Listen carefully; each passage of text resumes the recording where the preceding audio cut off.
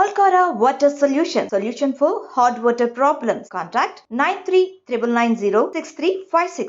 కబ్జాకు గురైన కోట్లాది రూపాయలు విలువ చేసే అటవీ శాఖ భూమిని తిరిగి సంపాదించడమే కాకుండా తమ డిపార్ట్మెంట్లో కూడా గ్యాలంటరీ అవార్డులు ఇవ్వాలంటూ కేంద్ర ప్రభుత్వానికి లెటర్ రాసిన డేరింగ్ ఆఫీసర్ పేరు డివి రెడ్డి గారు, డిప్యూటీ కన్జర్వేటర్, తెలంగాణ ప్రభుత్వం.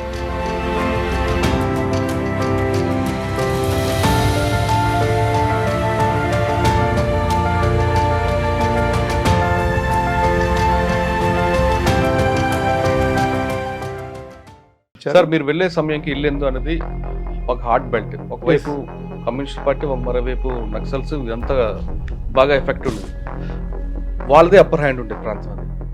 ప్లస్ పోలీస్ అనగానే ఫారెస్ట్ డిపార్ట్మెంట్ల మీద ఎక్కువగా నక్సల్స్ గురిపెట్టేవారు. ఎందుకంటే మీరు ఎంకరేజ్మెంట్లు అడ్డుకుంటారని, కాబట్టి వాళ్ళందరినీ కొడుతుంటారని.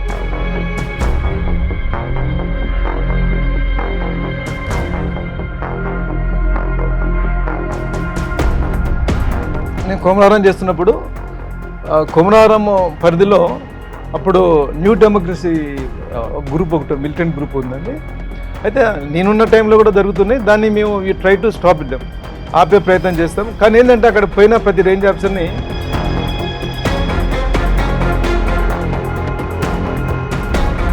కొంత ఫారెస్ట్ ఏరియాలో, ఇందులో ముఖ్యంగా ఎండాకాలం భయంకరంగా మంటలతో వస్తుంటాయి కదండి. అంటే కావాలని చేస్తారా, లేదా మీరు అన్నట్లుగా ఎవరైనా బై మిస్టేక్ సిగరెట్ తాగి పడిపోవడం వల్ల? ఎండాకాలం కాబట్టి ఆకులు కొంతమంది పర్పస్ఫుల్గా వేసే వాళ్ళు ఉంటారు.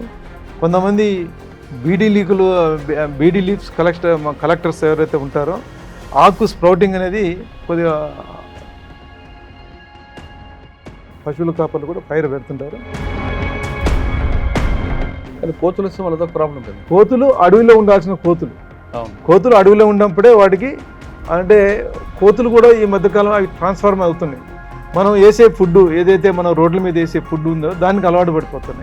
ఇప్పుడు జనరల్గా పబ్లిక్ ఇప్పుడు గుళ్ళ దగ్గర కానీ లేదా రోడ్డు అమ్ముడు పోయినప్పుడు కానీ ఫారెస్ట్ ఏరియాలో క్రాసింగ్ ద రోడ్స్ వాళ్ళు ఏం చేస్తుంటే రోడ్డు దగ్గర ఎక్కడ కోతులు మనం కనపడంగానే ఇమీడియట్గా కొన్ని అరటి పనులు అక్కడ వేయడం జరుగుతుంది. ఇటువంటి వాటి వల్ల చాలా కొద్దిగా చెడు ప్రభావం చూపిస్తుంది. బృందావనంలో మీరు కృష్ణ భగవాన్ టెంపుల్కి వెళ్తే ఉన్న కోతులు కలద్దాలు పెట్టుకుంటే కలద్దాలు తీసుకుంటాయి. ఫస్ట్ అక్కడ చెప్పడమే చెప్తారు, కలద్దాలు పెట్టుకోవద్దని. పెట్టుకొని వెళ్తే కలద్దాలు తీస్తాయి. ఆ కలద్దాలు మనకి రిటర్న్ ఇవ్వడానికి మళ్ళీ మనం ఒక ఫ్రూటీ ఇస్తేనే కలద్దాలు ఇస్తాయి.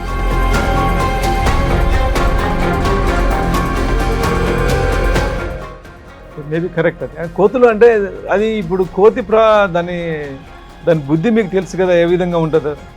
కొద్దిగా వంకర బుద్ధిగా ఉంటుంది. అది ఏది కూడా అంటే చక్కగా చేయదు. అది మనుషుల కంటే కూడా ఎక్కువ అందుకే మనం అంటారు కదా, మనిషి కొద్దిగా వింతగా ప్రవర్తించినప్పుడు కోతి లెక్క ప్రవర్తించినామంటారు కదా. అట్లనే కోతులు అది దాని జాతి స్వభావం ఆ విధంగా ఉంటుంది.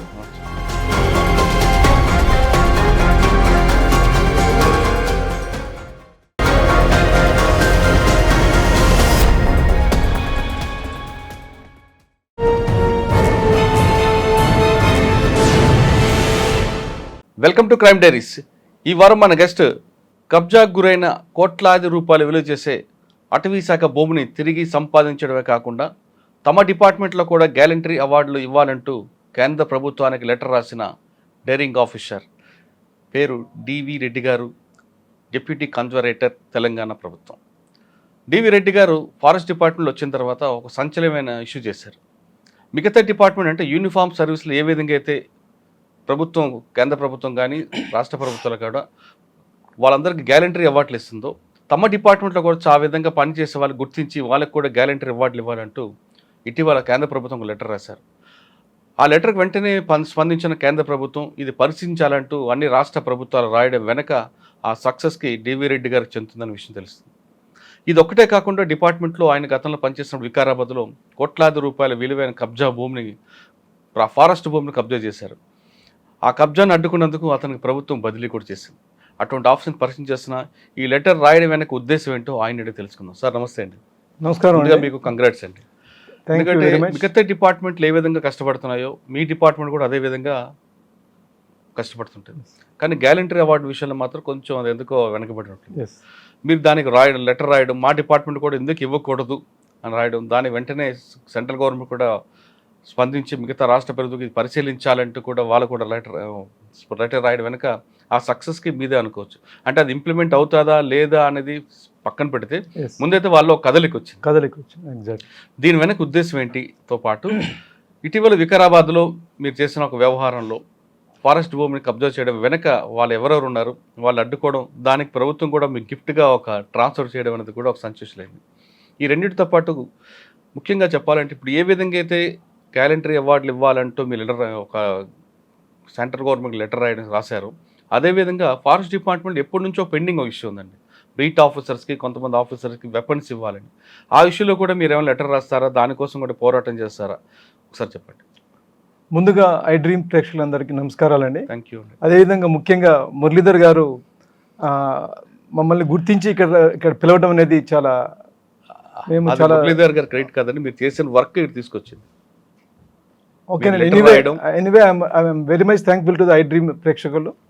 అయితే మీ అందరికీ తెలుసు ఫారెస్ట్ డిపార్ట్మెంట్ కూడా యూనిఫామ్ సర్వీస్ డిపార్ట్మెంట్. ఇప్పుడు మిగతా అదర్ డిపార్ట్మెంట్స్ ఏదైతే యూనిఫామ్ సర్వీస్ డిపార్ట్మెంట్స్ ఉన్నాయో దాంతోపాటు ఫారెస్ట్ కూడా అదే విధంగా ఉంటుంది. Plus we are called as a paramilitary department, అంటే పారామిలిటరీ ఫోర్స్ కింద మమ్మల్ని అంటారు. అయితే మీరు చూస్తే కనుక ఎవ్రీ ఇండిపెండెన్స్ డే రోజు కానీ లేదా రిపబ్లిక్ డే రోజు కానీ కొన్ని డిపార్ట్మెంట్స్కి ముఖ్యంగా ఈ యూనిఫామ్ సర్వీస్ డిపార్ట్మెంట్స్కి గ్యాలంటరీ అవార్డ్స్ అనౌన్స్ చేయడం జరుగుతుంది. ఈ అవార్డ్స్ అనేది రావటం అనేది ఎవరికైనా కూడా వ్యక్తిగతంగా కానీ డిపార్ట్మెంట్ పరంగా కానీ చాలా ఉత్సాహాన్ని ఇస్తుంది. మనం చేసిన మంచి పనులు అంటే కరేజెస్ పనులు కానివ్వండి, నలుగురికి ఉపయోగపడే పనులు కానివ్వండి, ఈ యాక్టివిటీస్ అన్నీ కూడా మనకి తెలియపరిస్తే మనకి గుర్తింపు వస్తుంది. ఈ గుర్తింపు వచ్చినప్పుడు మనకి ఏంటంటే రెట్టింపు ఉత్సాహం వస్తుంది. ఈ రెట్టింపు ఉత్సవంతో మనిషి చేసే పని కంటే కూడా డబల్ చేయడానికి అవకాశం ఉంటుంది. ఈ పరంగా ముఖ్యంగా యూనిఫామ్ సర్వీస్ డిపార్ట్మెంట్లో అన్ని శాఖలకి ఈ గ్యాలంటరీ అవార్డ్స్ అనౌన్స్ చేయడం జరుగుతుంది. కానీ వేరే ఫారెస్ట్ డిపార్ట్మెంట్కి ఈ మధ్య అది ఇచ్చిన దాఖలైతే ఎక్కడ లేవు. గత 10 to 15 years కూడా ఎక్కడ నేషనల్ లెవెల్లో కానీ స్టేట్ లెవెల్లో కానీ ఎక్కడ వచ్చినట్టుగా ఎక్కడ కనపడలేదు. అయితే ఉమ్మడి ఆంధ్రప్రదేశ్లో మాత్రం మిగతా యూనిఫామ్ సర్వీస్ డిపార్ట్మెంట్స్తో పాటు రాష్ట్ర స్థాయిలో మా డిపార్ట్మెంట్ కూడా అవార్డ్స్ కొన్ని రావటం జరిగింది. కానీ ఆ తదుపరి కార్యక్రమంలో ఎక్కడ కూడా ఫారెస్ట్ డిపార్ట్మెంట్ని గుర్తించి ఇచ్చిన సందర్భాలు లేవు. ఈ సందర్భంలో మీకు ఒక విషయం నేను చెప్పదలుచుకున్నాను. మన దేశం సరిహద్దులలో సైనికులు అంటే let it be air force కానివ్వండి, నేవీ కానివ్వండి, ఆర్మీ కానివ్వండి, వీళ్ళు చాలా చాకచక్యంతో వాళ్ళ ప్రతిభ కనపరుస్తూ వెపన్స్తోని చలి అనుకుంటా, వర్షం అనుకుంటా, ఎండ అనుకుంటా కష్టపడి మన దేశాన్ని రక్షిస్తుంటారు. మనం అటువంటి సైనికుల్ని మనం చాలా గొప్పగా చెప్పుకుంటాం. అదేవిధంగా కంట్రీ లోపల పోలీస్ డిపార్ట్మెంట్ వాళ్ళు లా అండ్ ఆర్డర్ని కంట్రోల్ చేస్తూ చాలా చక్కగా వెపన్స్తోని నైపుణ్యంగా కష్టపడి పనిచేస్తారు. వాళ్ళని కూడా మనం సైనికుల్లా గుర్తించి వాళ్ళ గురించి కూడా మనం గొప్పగా చెప్తాం. But whereas forest department 25% of the geographical area, దేశంలో ఉన్న జియోగ్రఫికల్ ఏరియాలో 25% ఫారెస్ట్ డిపార్ట్మెంట్ ఆధీనంలో ఉన్నది. అదేవిధంగా మన తెలంగాణ రాష్ట్రానికి వస్తే 23% ఆఫ్ ది ల్యాండ్ మన కంట్రోల్లో ఉన్నది. అటువంటి ల్యాండ్ని కస్టోడియన్స్గా ఫారెస్ట్ డిపార్ట్మెంట్లో పనిచేస్తున్న సిబ్బంది ఉంటుంది. దీంట్లో జరిగే ప్రతి ఒక్క ప్రక్రియ, ప్రతి ఒక్క యాక్టివిటీ దానికి రెస్పాన్సిబుల్ ఫారెస్ట్ డిపార్ట్మెంట్. అలా మంచి జరిగినా చెడు జరిగినా దీనికి రెస్పాన్సిబిలిటీ ఫారెస్ట్ డిపార్ట్మెంట్. ఎప్పుడు అడవులు ప్లేన్గా ఉండవు, వర్రెలు, వంకలు లేదా గుట్టలు, రాళ్ళు, రప్పలు ఇంటీరియర్ ఏరియాస్లో ఉంటాయండి. దీని మీద మనం డ్యూటీ చేయాలంటే అంత ఈజీ కాదు. లోపలికి ఫారెస్ట్ లోపలికి పోవాలంటే చాలా కష్టసాధ్యం. ప్రతి చోట కూడా జీపబుల్ కాదు, ప్రతి చోట 2-wheeler పోదు. పోయినప్పుడు కూడా మనం ఫుట్ పెట్రోలింగ్ చేయాలి. ఫుట్ పెట్రోలింగ్ చేసేటప్పుడు ఒక్క మనిషి, ఒక్క forest beat officer 25 square kilometers ఏరియానికి కస్టోడియన్గా ఉంటాడు. అంటే ఒక ఏరియాలో deep in to the forest area పోవాలంటే ఏదన్నా సమాచారం వచ్చినప్పుడు ఆ బీట్ ఆఫీసరు సంబంధించిన రేంజ్ ఆఫీసర్కి ఇన్ఫార్మ్ చేసి గ్రూప్ ఆఫ్ పీపుల్ని గ్యాదర్ చేసుకొని, లేదా అంటే అత్యవసరంగా ఉన్నదనుకుంటే అతను ఒక్కడే, అతనితో పాటు అసిస్టెంట్ బీట్ ఆఫీసర్ అనే వ్యక్తి ఉంటాడు, అతన్ని తీసుకొని ఫారెస్ట్లో పోతాడు. అది కూడా కర్రలు పట్టుకొని ఎప్పుడు కూడా అతను లోకల్ వాచర్స్ ఉంటారు, లోకల్ సరౌండింగ్ విలేజెస్లలో కొంతమంది వాచర్లు పనిచేస్తుంటారు. మా దగ్గర అంటే మాకు ఇన్ఫార్మర్స్గా పనిచేస్తుంటారు. వాళ్ళని తీసుకొని వాళ్ళతో పాటు కర్ర ఒకటి, బిలువుకు అంటే కత్తి లాంటిది ఒకటి తీసుకొని ఫారెస్ట్లో పోతారు.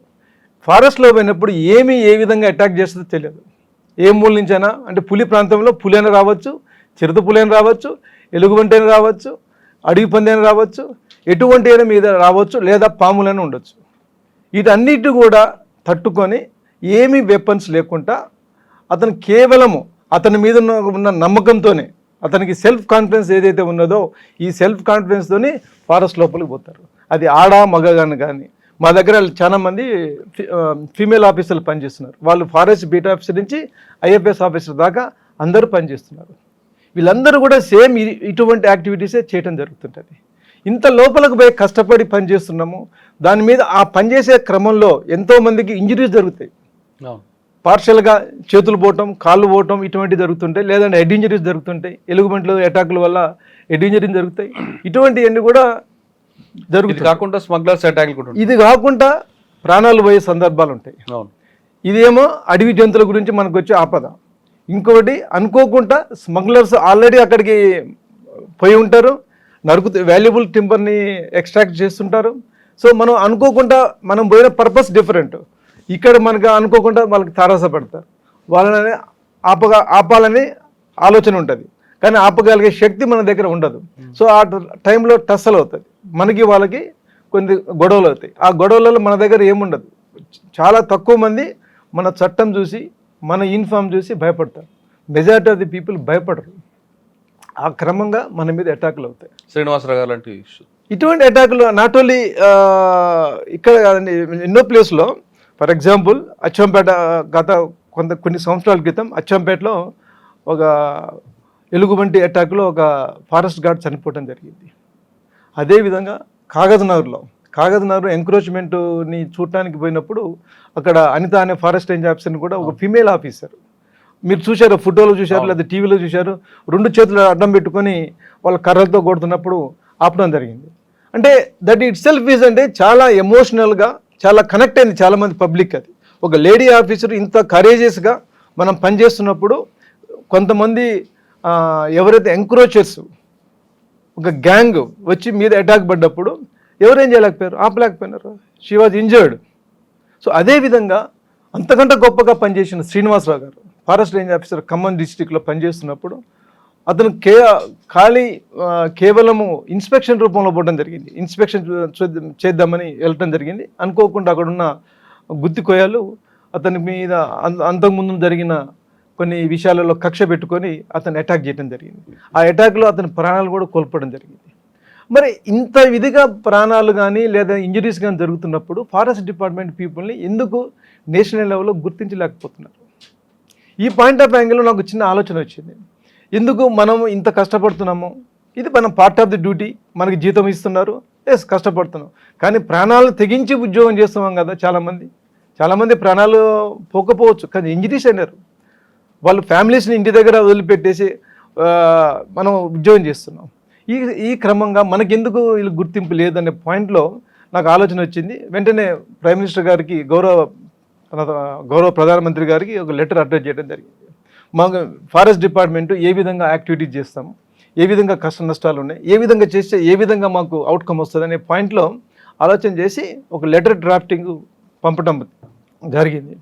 ఇమీడియట్గా గౌరవ ప్రధానమంత్రి గారి దగ్గర వాళ్ళ ఆఫీస్ నుంచి కూడా నాకు ఇమీడియట్ రిప్లై కూడా రావడం జరిగింది ఒక 2 months గ్యాప్లో. దాన్ని కూడా సంబంధించిన అన్ని రాష్ట్రాలకు అడ్రస్ చేస్తూ ఇట్లా పలాని individual one of the forest officer from the Telangana state has written a letter to us. ఈ పాయింట్లో ఆమెలో రాశారు కాబట్టి దీని మీద మీరు ఎగ్జామిన్ చేసి necessary action may be taken at your end అని చెప్పి ఒక పాజిటివ్ వేలో అది లెటర్ మనకు రావడం జరిగింది.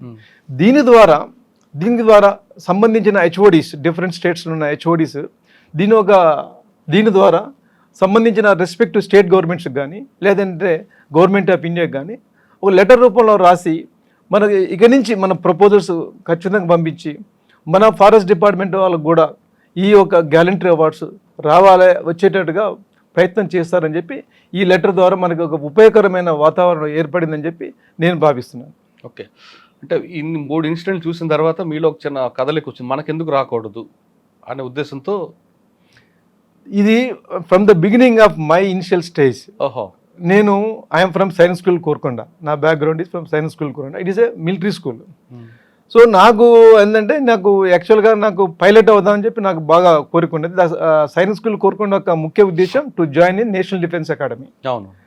నేషనల్ డిఫెన్స్ అకాడమీ పోవాలంటే మాకు సర్వీస్ సెలక్షన్ బోర్డులో నాకు ఎస్ఎస్బి ఇంటర్వ్యూ ఉంటుంది. ఇంటర్వ్యూ కూడా అటెంప్టెడ్ 2 times వెళ్ళాను. బట్ కొన్ని కారణాల వల్ల నేను సెలెక్ట్ కాలేకపోయినాను.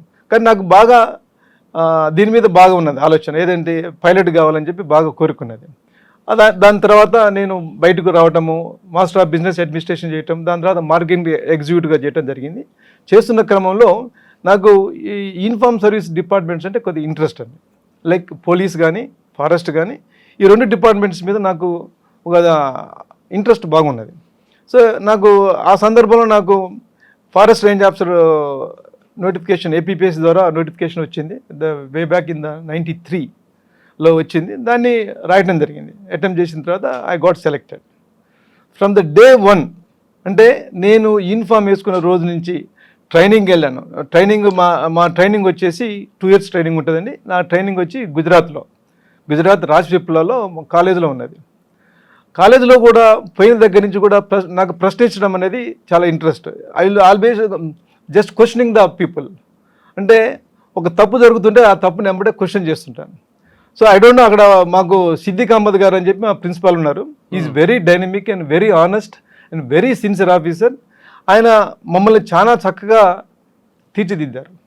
ఐ డోంట్ నో మరి ఆయన ఎందుకు నన్ను గుర్తించాడో నాకు తెలియదు, కానీ మాకేంటంటే అక్కడ లైక్ ఒక అసోసియేషన్ ఒకటి ఫామ్ చేస్తాము, అంటే గ్రూప్ ఆఫ్ పీపుల్. అంటే అక్కడ డిఫరెంట్ స్టేట్స్ నుంచి పీపుల్ వస్తుంటారు. మేము ఉన్నప్పుడు కేరళ, రాజస్థాన్ అండ్ ఆంధ్రప్రదేశ్.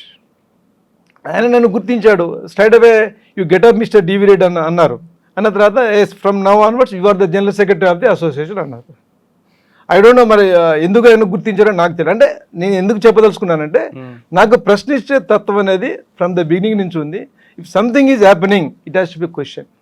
అంటే కోరుకొండ స్కూల్ ఒక ప్రభావం, కోరుకొండ స్కూల్ ఒక ప్రభావం తప్పక ఉంది. ఎందుకంటే మేము చాలా డిసిప్లిన్ లైఫ్ ఉంటుంది. మార్నింగ్ 5కి లేవటము, పీటీ కానీ ఫిజికల్ ట్రైనింగ్ కానివ్వండి, గేమ్స్ కానివ్వండి, ప్లస్ అదేవిధంగా అదర్ యాక్టివిటీస్. మీ నాన్నగారు మీకు ఆ స్కూల్లో ఎందుకు జాయిన్ చేశారండి? మా ఫాదర్ ఎందుకు జాయిన్ చేశారంటే మా ఫాదర్కి కొద్దిగా ఎక్కడ పిల్లలు, మా నేటివ్ ప్లేస్ వచ్చి హుజూర్ నగర్, వెస్ట్వేల్, Nalgonda district. Now it is Suryapet district. మా ఫాదర్ ఈజ్ అనే ఎంపీడీఓగా రిటైర్ అయినారు. మాది అగ్రికల్చర్ ఫ్యామిలీ. మా ఫాదర్కి కొద్దిగా చదివించడం అనేది బాగా ఇంట్రెస్ట్, పిల్లల్ని చదివించాలనేది బాగా ఇంట్రెస్ట్తో ఉన్నది. అదే టైంలో ఈ గుంటూరులో కోచింగ్కి వెళ్ళాము. అంటే గుంటూరులో కోచింగ్ ఇస్తే కోరుకొండ సైన్స్ స్కూల్కి ఎంట్రన్స్ రాయడానికి తీసుకెళ్లారు. సమో అక్కడ లోకల్ వాళ్ళ కొలీగ్స్ ద్వారా ఇన్ఫర్మేషన్ తీసుకొని ఒక డిసిప్లిన్ స్కూల్ అని చెప్పేసి విని నాకు కోరుకొండ స్కూల్కి ఎంట్రన్స్ కోసం గుంటూరులో నాకు అక్కడ కోచింగ్ ఇప్పించడం జరిగింది. 6 months కోచింగ్ గుంటూరులో చేశాము. దెన్ సెలక్షన్ ఆటోమేటిక్గా కోరుకొండ సైన్స్ స్కూల్కి నాకు సెలక్షన్ రావడం జరిగింది. సో ఆ పాయింట్ ఆఫ్ యాంగిల్లో మా ఫాదరు స్టడీస్ అంటే ఇంట్రెస్ట్, పిల్లల్ని చదివించాలని చెప్పి మేము 5 members అండి. 4 brothers అండ్ 1 sister. మా మదర్ హుజూర్ నగర్ సర్పంచ్ కూడా పనిచేశారు. Now both are not alive, parents both, father and mother. అదేవిధంగా మేము 4 అన్నదమ్ములు కూడా డిపార్ట్మెంట్, 4 అన్నదమ్ములు కూడా వాళ్ళు డిఫరెంట్ కెపాసిటీతో డిఫరెంట్ డిపార్ట్మెంట్స్లో పనిచేస్తుంది. దే ఆర్ వర్కింగ్ డిపార్ట్మెంట్లో పనిచేస్తున్నారు. Sister is also working in government department. మొత్తం గవర్నమెంట్ సర్వీస్ మీరు? ఎస్, అందరు గవర్నమెంట్ సర్వీస్లోనే పనిచేస్తున్నామండి. సో ఆ విధంగా ఆయనకున్న ఇంట్రెస్ట్తోనే మేము ఇలా రావడం జరిగిందండి. ఓకే. అంటే కోరుకొండ స్కూల్ ట్రైనింగ్, ఆ డిసిప్లైన్ మీకు కంటిన్యూ అవుతుంది? డెఫినెట్గా అండి. గవర్నమెంట్ ఎస్ సైన్స్ స్కూల్లో ఫస్ట్ ట్రైనింగ్ ఎక్కడ తీసుకున్నారు మీరు? ట్రైనింగ్ అయిపోయింది మీకు గుజరాత్లో. ఎస్. ఫస్ట్ పోస్టింగ్ ఎక్కడ? నా ఫస్ట్ పోస్టింగ్ వచ్చేసి ఇటు Kumararam, Yellandu sub division, Kumararam range. That is also very interior. అప్పుడు నక్సల్స్ ప్రభావం బాగా ఉన్నది, ఎంక్రోచ్మెంట్స్ కూడా అవుతుంటాయి. సో అది ఫస్ట్ పోస్టింగ్ నాది కుమరారం రేంజ్ ఇచ్చారు. సార్ మీరు వెళ్ళే సమయానికి ఇల్లెందు అనేది ఒక హార్ట్ బెల్ట్, ఒకవైపు కమ్యూనిస్ట్ పార్టీ మరోవైపు నక్సల్స్ ఇదంతా బాగా ఎఫెక్ట్ ఉండేది. వాళ్ళదే అప్పర్ హ్యాండ్ ఉండే ప్రాంతం అది. ప్లస్ పోలీస్ అనగానే ఫారెస్ట్ డిపార్ట్మెంట్ల మీద ఎక్కువగా నక్సల్స్ గురిపెట్టేవారు. ఎందుకంటే మీరు ఎంకరేజ్మెంట్లు అడ్డుకుంటారని, కాబట్టి వాళ్ళందరినీ కొడుతుంటారని, ఎవరైతే అడవిలోకి ఆక్రమించుకుంటున్నారో వాళ్ళని గిరిజనులు కొట్టేవారని, వాళ్ళు కోళ్ళు ఎత్తుకెళ్ళేవారని ఫారెస్ట్ డిపార్ట్మెంట్ మీద బాగా గుర్రుగుండేవారు. అటువంటి సిచ్యువేషన్లో మీకు అక్కడ ఏమైనా ఛాలెంజ్ ఎదురైందా? డెఫినెట్గా అండి. నేను కొమరారం చేస్తున్నప్పుడు కొమరారం పరిధిలో అప్పుడు న్యూ డెమోక్రసీ గ్రూప్ ఒకటి మిలిటెంట్ గ్రూప్ ఉందండి. అదే మేము వెళ్ళిన టైం కల్లా ఎంక్రోచ్మెంట్స్ ఉంటాయి. అది రొటీన్ వర్క్. అది ఎంక్రోచ్మెంట్స్ అనేది వెరీ కామన్గా జరిగే ఫినామినా అది.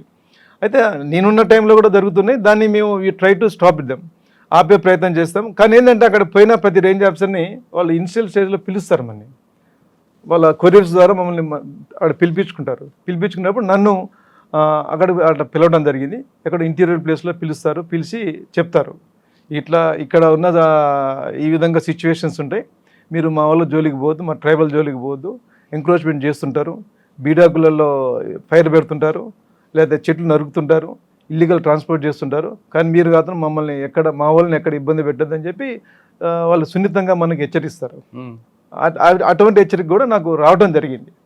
ఆ హెచ్చరిక వచ్చినా కూడా నేను దాన్ని మైండ్లోకి ఎక్కించుకోలేదు. నేను స్వతహాగా నేను ఏం చేయాలో అదే చేసుకుంటూ పోయాను. ఎక్కడ కూడా ఎవ్వరికి కూడా ఏ మాత్రం ఒక స్టెప్ బ్యాక్ స్టెప్ వేసుకొని ఆగిన సందర్భాలు లేవు. చేస్తున్న సందర్భంలో వాళ్ళు ఒక చిన్న సంఘటన చెప్తాను. ఒక కరపత్రం తీశారు, రౌడీ రేంజర్ నశించాలని చెప్పి ఒక కరపత్రం తీశారు. నాకు బాగా గుర్తుంది.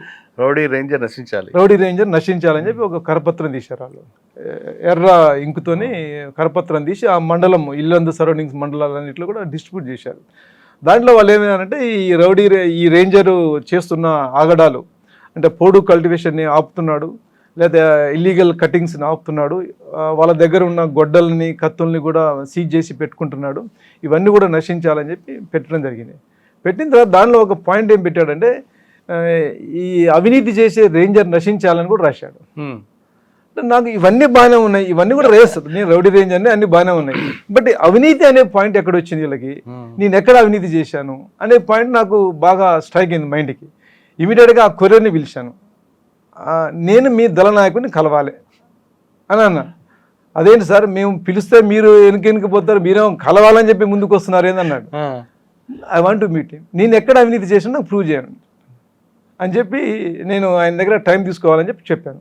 చెప్తే వెళ్ళి నాకు టైం తీసుకున్నాడు. నైట్ 7 o'clock 8 o'clock టైంలో ఎక్కడో పిలిచారు. అప్పుడు మధు అని ఒక దళ నాయకుడు ఉన్నాడు. అది పెద్ద గ్రూప్ కదా, is a group, militant group. వాళ్ళు కూడా they are carrying the weapons and all these things. వాళ్ళు కూడా డిస్టర్బెన్స్ బాగా క్రియేట్ చేస్తుంటారు. పిలిచారు. పిలిచినప్పుడు వెళ్ళాను.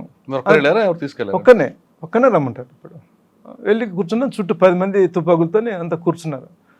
చెప్పండి రేంజర్ గారు ఏమో వచ్చారని చెప్పి అన్నారు. ఏదో మమ్మల్ని కలవాలన్నారు కదా అన్నారు.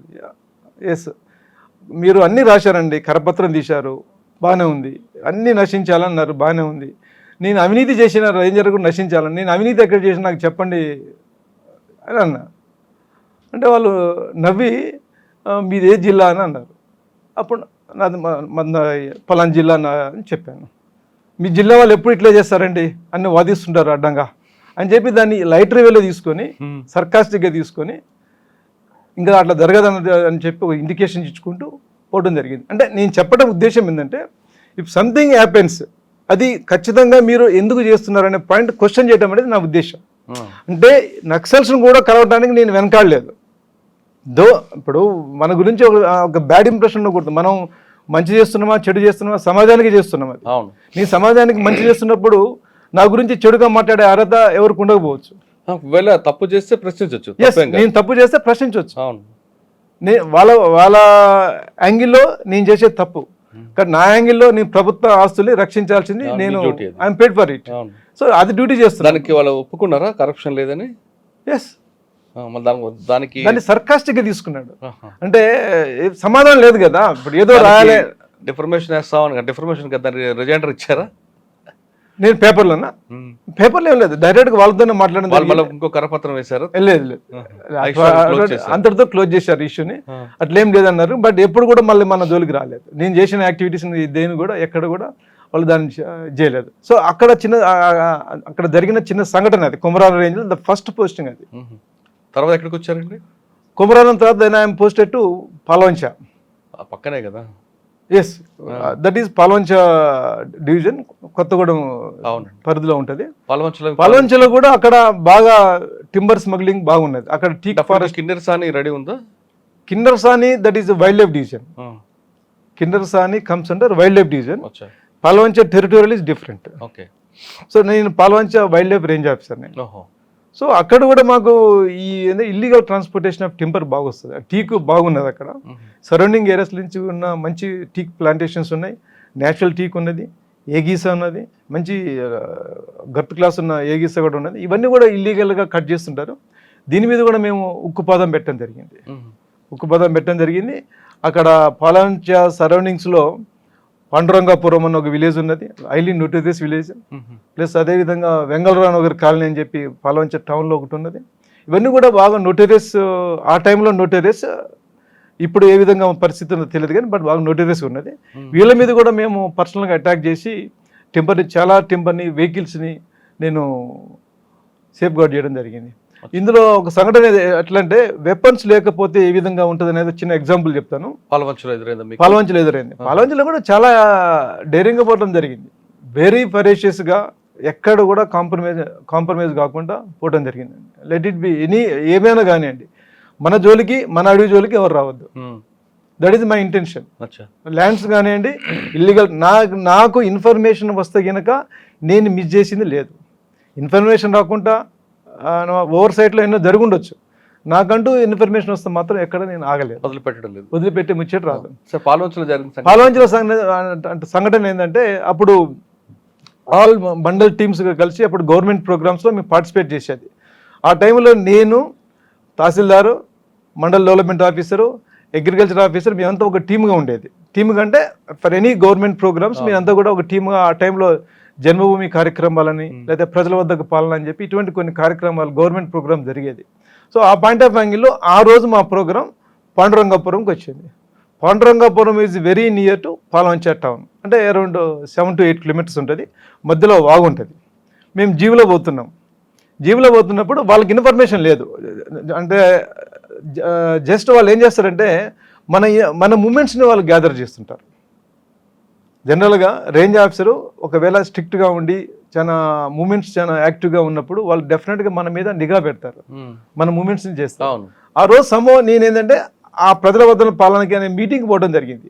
ఆ మీటింగ్లో జరిగిన ప్రక్రియ ఏంటంటే, let us go to Pandurangapuram అనే పాయింట్ వచ్చింది. ఈ పోవడం అనేది వాళ్ళకి ఏమాత్రం అవగాహన లేదు. మేము సడన్గా పాల్వంచ పోతున్నాం, పాల్వంచ నుంచి పాండురంగాపురం పోతున్నా మధ్యలో వాగు, అప్పుడు వర్షాకాలం అనుకుంటా, వాగు ఒకటి క్రాస్ అవుతుంది. ఆ వాగుల నుంచి పోతున్నప్పుడు వాడు ఎదురుగా లాగ్స్, టీక్ లాగ్స్ అంటే మేము we will call them as a biscuits రూపంలో, అంటే లాగ్స్, టీక్ లాగ్స్ ఉంటాయి కదా, అవి ఏం చేసిందంటే వాడు సైకిల్ కట్టుకొని సైకిల్ మీద వస్తున్నారు, ఎదురుగా వస్తున్నారు. దాన్ని ఏమంటారు ఫారెస్ట్ దీంట్లో? బిస్కెట్స్ అంటారా? బిస్కెట్స్ రూపంలో ఉంటాయి అది, టీక్ లాగ్స్. అది టీక్, అది బాగా ఉంటాయి అవి. అది సైకిల్ మీద 2-3 కలిసి తీసుకొస్తున్నారు. వస్తున్నాము, ఫారెస్ట్లో ఎవరు లేరు, మా దగ్గర సిబ్బంది ఎవరు లేరు, అంతా మిగతా అదర్ డిపార్ట్మెంట్ పీపుల్ ఉన్నారు. నేను దిగి వాడితోని ఆపే ప్రయత్నంలో వాడు నా మీద అటాక్ చేసిండు. లిటరల్గా మ్యాన్ హ్యాండిల్ చేసుకున్నాం ఇద్దరము. ఒక వీధి రోడ్డులాగా పొడాడినాము. ఆ నీళ్ళనే ఇద్దరం కలిసి కొట్లాడినాం. వాడు 2-3 వచ్చిర్రు. మిగతా అధికారులు ఎవరు కూడా ముందుకు రావట్లేదు. ఎందుకంటే వాళ్ళకి తెలియదు ఏం జరుగుతుందో, వాళ్ళకి అర్థం కావట్లేదు. అది కాస్త ఎక్కువైపోతుంది. ఈ లోపల వెనక నుంచి వేరే ఆఫీసర్ వచ్చారు, మా వాళ్ళు ఫారెస్ట్ ఆఫీసర్లు వచ్చి దాన్ని తీసుకొని పట్టుకొని మళ్ళీ ఆ టింబర్ కానివ్వండి, ఆ వ్యక్తిని కానీ తీసుకొచ్చి మళ్ళీ మేము అరెస్ట్ చేసి కోర్టుకు ప్రొడ్యూస్ చేయడం జరిగింది. వాడికి కన్విక్షన్ కూడా పడ్డది, ఇవాళ జైలు. అది జరిగింది. అంటే నేను చెప్పే ఉద్దేశం ఏంటంటే, మా దగ్గర వెపన్స్ లేకున్నా కూడా మాకు ఉన్న గుండె ధైర్యంతో, మనోధైర్యంతో మేము దేనైనా కూడా ఎటువంటి కార్యక్రమాలు, ఫారెస్ట్ అంటే ప్రభుత్వ ఆస్తులు నష్టం జరుగుతున్నప్పుడు ఏమాత్రం వెనకాడకుండా మేము ముందుకు పోతాం. అదేవిధంగా వాడు మమ్మల్ని అటాక్ చేయొచ్చు, నాకు దెబ్బలు కొట్టినా అక్కడ జరిగేది ఏం లేదు. కానీ మేము ఏమాత్రం వెనకాడకేయకుండా దాన్ని కాపాడే ప్రయత్నం సార్ ఆ చేశాం. సంఘటనలో మీరు ఏ సెక్షన్ పెడతారండి? ఏమంటారు? ఆ సంఘటనలో ఇల్లీగల్ ట్రాన్స్పోర్టేషన్ ఆఫ్ టింబర్ అని పెట్టేస్తాం. అదొకటేనా పెడతాం. ఆ గుండా యాక్ట్ అని చెప్పి ఇటువంటి కూడా కొన్ని అంటే మీ మీద అటాక్ చేసుకుని 353 రాదా? అంటే పెడతాం. అవి కూడా పెట్టేస్తాం. ఆ సందర్భంలో ఉన్న ఏదైతే మనకు వర్తిస్తే all sections will be placed in the ప్యూఆర్ చెక్అవుట్ చేస్తామండి. ప్యూఆర్ అప్పుడే మీకు మనసులో పడింది ఇప్పటికైనా మనకి ఆయుధాలు కావాలని? యా, అంటే ఆయుధాల గురించి అప్పటికి ఎస్ ఆయుధాలు కావాలని చెప్పి అప్పటి నుంచి పడ్డది. దాన్ని అంటే డిఫరెంట్ స్టేజెస్లో ఇప్పుడు అసోసియేషన్ మీటింగ్స్ అవుతుంటాయి కదండి. అసోసియేషన్ మీటింగ్స్లో కూడా మేము అడుగుతుంటాము, మాకు కొద్దిగా వెపన్స్ కావాలి. ఎందుకంటే ఇప్పుడు పీసీఎఫ్ గారితో డైరెక్ట్గా మేము ఇంటరాక్ట్ కాలేము, త్రూ అసోసియేషన్స్ ఇంటరాక్ట్ అవుతుంటాం. ఎందుకంటే range officer cannot interact with the HOD directly for any issue other than the field inspection, regular field inspections. మేము అసోసియేషన్ ద్వారా మెనీ టైమ్స్ అడగటం జరిగింది. అడిగి దాన్ని వెపన్స్ కావాలని చెప్పి అడిగాము. దాన్ని గవర్నమెంట్కి రాయడం జరిగింది. బట్ నేను కూడా మా అసోసియేషన్ జనరల్ సెక్రటరీగా అయిన తర్వాత నేను ఫారెస్ట్ రేంజ్ ఆఫీస్లో కూడా జనరల్ సెక్రటరీగా పనిచేశాను. Over a period of 10 years నేను I was general secretary for FROs association as well as state forest office association కూడా నేను జనరల్ సెక్రటరీగా పనిచేశాను. డ్యూరింగ్ మై టైమ్ ఆల్సో నేను వెరీ స్ట్రాంగ్గా వాళ్ళకి లెటర్లు పెట్టేసి మాకు తప్పనిసరిగా వెపన్స్ కావాలని చెప్పి అడగడం జరిగింది. Basing hour request and hour representation వాళ్ళు గవర్నమెంట్ కూడా రాయడం జరిగింది. గవర్నమెంట్ పరిశీలన చేస్తామని చెప్పి అప్పటి నుంచి అదే చెప్తుంది, పరిశీలన చేస్తున్నామని చెప్పి పెట్టుకుంటారు. But they never give us. But ఆ టైంలో మేము ఆల్ రేంజ్ ఆఫీసర్లకు కూడా వెహికల్స్ జీప్స్ అనేది ఆల్రెడీ ఉన్నాయి, బట్ అందరికీ జీప్స్ లేవు కాబట్టి జీప్స్ కూడా కావాలని చెప్పి మేము గట్టిగా ఫైట్ చేసి ఆ జీప్స్ కూడా తెప్పించడం జరిగింది. ఎస్, వెపన్స్ అనేది is the long pending demand అనేది. అది పాలవంచ తర్వాత దెన్ ఐ కేమ్ టు మధ్యలో కేబీఆర్ నేషనల్ పార్క్ చేయడం జరిగింది. మదిరా KBR in between I work at KBR national park. KBR national park, Kasupalli national park ఉంది కదా, దాంట్లో కూడా నేను ఫారెస్ట్ రేంజర్ వరకు కొంతకాలం పనిచేశానండి. దాని తర్వాత year there is no challenge, but రెగ్యులర్గా మేము యాక్టివిటీస్ని స్ట్రీమ్ లైన్ చేశాము. We have done the good work. సంవత్సరాలు పనిచేశారండి? 2006-7లో I was at KBR national park. దాని చుట్టూ మంచి ఒక వాకింగ్ ట్రాక్ ఉంటుంది, ఎస్, చాలా మంది చేస్తుంటారు. అవును, అక్కడ ఎక్కువ స్నాచింగ్లు ఇష్యూస్ జరుగుతుంటాయి. ఎందుకంటే స్నాచింగ్ అనేది అంటే మేమున్నప్పుడు పెద్దగా అటువంటి సంఘటనలు ఏం జరగలేదు. ఎందుకంటే ఒక గన్మ్యాన్ తీసుకొచ్చి ఫైర్ ఓపెన్ చేస్తారు కదా, అటువంటి అంటే నా టైంలో ఎటువంటి చైన్ స్నాచింగ్ లాంటివి జరగలేదు. బట్ ఆ తర్వాత కొన్ని సంఘటనలు జరిగినాయి. ఎందుకంటే చాలామంది వస్తుంటారు, దానికి వాకర్స్ కూడా ఇప్పుడు చాలా ఎక్కువ మంది అయిపోయినారు. పార్క్ కూడా ప్రతి ఒక్కళ్ళు వస్తుంటారు, అందులో రకరకాల అఫీషియల్స్ ఉంటారు, వేరే అలా డిఫరెంట్ కేటగిరీ ఆఫ్ పీపుల్ ఉంటారు. కాబట్టి ఇప్పుడు గస్తీ ఎక్కువ తిరుగుతుందండి, సెక్యూరిటీ పర్సన్స్ ఎక్కువ తిరుగుతున్నారు. Plus even forest officials also they are rounding, రెగ్యులర్గా ట్రాక్ చుట్టూ రౌండింగ్ చేస్తున్నారు. సో కాబట్టి అటువంటి యాక్టివిటీస్ లేకుండా ఈవెన్ లేడీస్ కూడా ప్రొటెక్షన్ ఇచ్చే విధంగా. కానీ మీ ప్రాజెక్ట్ మొత్తం అంతా ఉంటుంది కదండి, ఒకవైపు మాత్రమే ఫోకస్ ఉంటుంది, మెయిన్ ఎంట్రన్స్ వైపే. కానీ బ్యాక్ సైడ్ ఎందుకు ఎక్కువ ఉంటుంది? అక్కడే ఎక్కువ క్రైమ్ జరుగుతుంటుంది. అటువంటి క్రైమ్స్, పెద్ద సివియర్ క్రైమ్స్ జరిగిన సందర్భాలు చాలా తక్కువ. అంటే మేబీ మీరు స్పెసిఫిక్ ఇన్సిడెంట్స్ చెప్పగలిగితే I can tell you.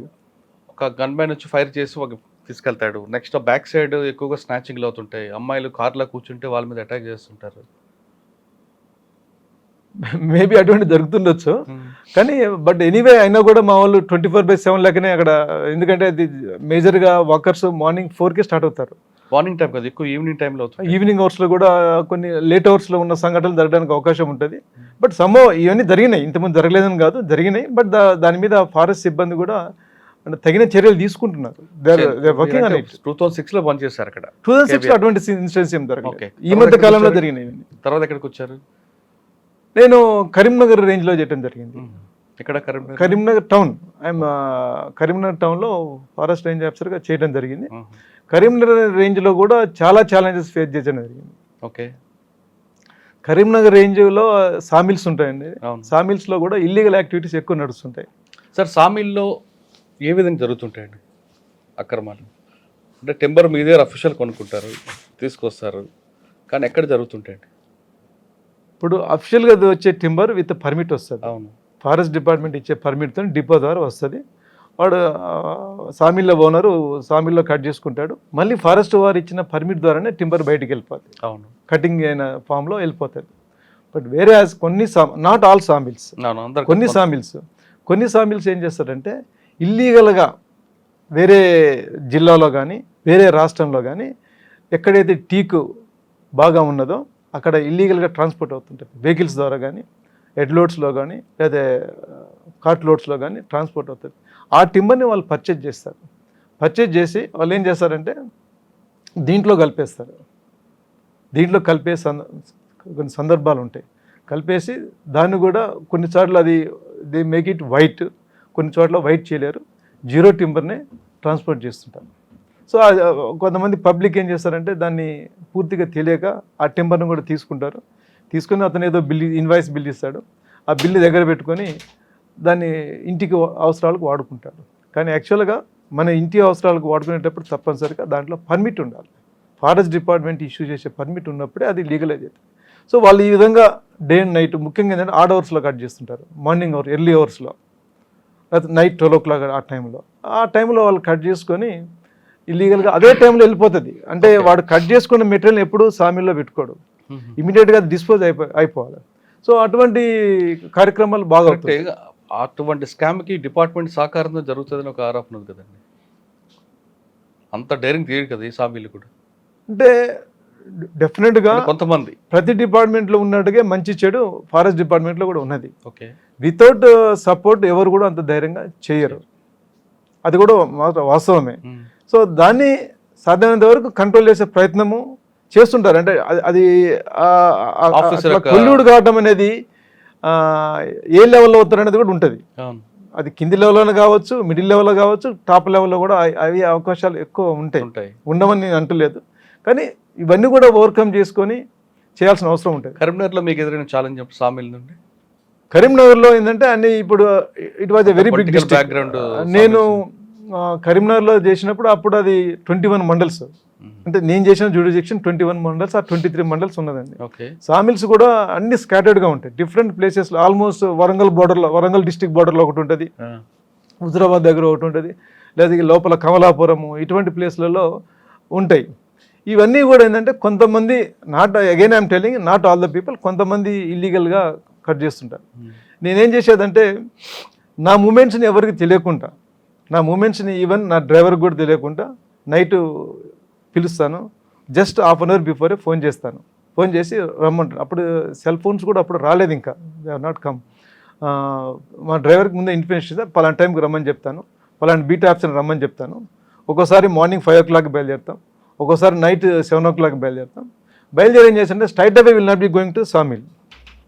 Sawmill అనేది ఒక జస్ట్ ఉంటే హార్డ్లీ మాకు ఒక 5 to 10 kilometers దూరంలో ఉంటుంది. ఓకే, ఈ 5 to 10 kilometers పోయే సామిల్కి నేను పట్టుకోవటానికి 100 kilometers రౌండ్ ఆల్ అరౌండ్ పోయేది. అంటే నేను జగిత్యాల టచ్ చేసుకొని జగిత్యాల నుంచి మళ్ళీ పెద్దపల్లికి కానీ ఇట్లా డిఫరెంట్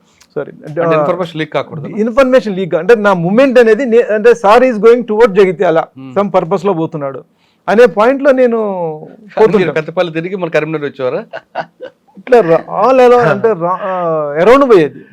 ఇట్స్ ప్రాక్టికల్ హ్యాపెండ్ అండి. నేను అంటే నా ఇంటెన్షన్ ఏంటంటే నేను నా సొంత పని నేను ఏ విధంగా సీరియస్గా తీసుకుంటానో డిపార్ట్మెంట్ వర్క్ కూడా ప్రభుత్వ ఆస్తులను కాపాడటంలో కానీ ప్రభుత్వానికి సంబంధించిన ఎటువంటి యాక్టివిటీ కూడా ఆ కమిట్మెంట్తో చేస్తాను. సార్ మీరు రూట్ మార్చి వెళ్ళి మీ టార్గెట్ రీచ్ అయ్యారనుకోండి, ఎస్, అటువంటి సంగతి ఒకటి చెప్పండి. నేను ఒకసారి ఇట్లనే రూట్లో వెళ్ళానండి. ఆ పేర్లు ఊరి పేర్లు నాకు కరెక్ట్గా ఇప్పుడు గుర్తులేవు. వెళ్ళి చూశాను. పోయేసరికి that fellow illegal timber cut చేశాడు. మేము పోగానే మిషన్ వేడి చూస్తాము, మిషన్ వేడి ఉంది అంటే రన్ అయింది. మిషన్ నైట్ 12 o'clock రన్ కాకూడదు, after 6 o'clock has to close it. వాడు క్లోజ్ చేయకుండా మిషన్ రన్ అయింది. ఎడ్ల బండ్లు వచ్చినట్టుగా వెహికల్ అడుగు జాడలు కనపడ్డాయి, అన్నీ అయిపోయింది. టింబర్ వచ్చింది, బయటికి వెళ్ళిపోయినట్టుగా క్లియర్ ఆనవాళ్ళు ఉన్నాయి. చూశాను. చూసిన తర్వాత సింపుల్గా వాడికి, అరే బాబు నువ్వు కట్ చేసావు కానీ నా దగ్గర టింబర్ లేదు, ఏమీ లేదు, నేను ఇప్పుడు నీ మీద కేసు బుక్ చేయొచ్చు కానీ చేయను, నువ్వు జాగ్రత్తగా ఉండు, 1 weekలో నేను సీజ్ చేస్తా అని చెప్పాను. These are the words I told him. Warn చేశాను, గట్టిగా సీరియస్గా వార్న్ చేస్తే ఆ తర్వాత వాడు ఎక్కడికి పోయిండు ఏదో చెప్పుకుంటే నాకు కొన్ని కాల్స్ వచ్చినాయి, నాట్ టు గో దేర్, మీరు ఆ సామిల్కి వెళ్ళకండి చేయకండి అని చెప్పి ఇన్ఫర్మేషన్ రావడం జరిగింది. జస్ట్ 1 వీక్లోనే మళ్ళీ అగైన్ ఇన్ఫర్మేషన్ వచ్చింది. మళ్ళీ అదే రూట్లో పోయినాం, పట్టుకున్నాం. ఈ వాజ్ కాట్ కటింగ్. ఇమీడియట్గా కేజ్ అతని మీద నమోదు చేయడం జరిగింది, సామిల్ సీజ్ చేయడం జరిగింది. సో ఇటువంటి ఇన్సిడెంట్స్ 2-3 జరిగినాయి. ఫోన్ చేసిన వ్యక్తులు మరి కాల్ చేయలేదా మరొకసారి? మళ్ళీ అటువంటిది ఏం లేదు. అంటే మనం వింటే కదా ఎవరండి వాళ్ళు? అంటే maybe some different people, local public representatives కావచ్చు, సమ్ అఫిషియల్స్ కావచ్చు, different people have called me. నాకు అప్పుడు కరీంనగర్ ఉన్నప్పుడు కొద్ది థ్రెటనింగ్ కాల్స్ కూడా వచ్చాయి. I receive threatening calls, don't move. నా కొలీగ్స్ కూడా నాకు అడ్వైజ్ చేశారు, డోంట్ మూవ్ అలోన్ అని చెప్పి. బట్ మా ఇంటికి కూడా కొన్ని థ్రెటనింగ్ కాల్స్ వచ్చినాయి. ఎందుకంటే అక్కడ స్మగ్లింగ్ అనేది బాగా అవుతుందండి. టీక్ టింబర్ చాలా వాల్యూబుల్ అక్కడ కరీంనగర్ సరౌండింగ్స్లో. ముఖ్యంగా ఏంటంటే పక్కన ఉన్న మన ఛత్తీస్గఢ్ నుంచి కానివ్వండి, అవునండి, ఇటువంటి బాగా వస్తుంటాయి. కరీంనగర్ తర్వాత ఎక్కడికి వచ్చారండి? After Karimnagar then I'm promoted. వచ్చిన తర్వాత ప్రమోషన్ మీద నేను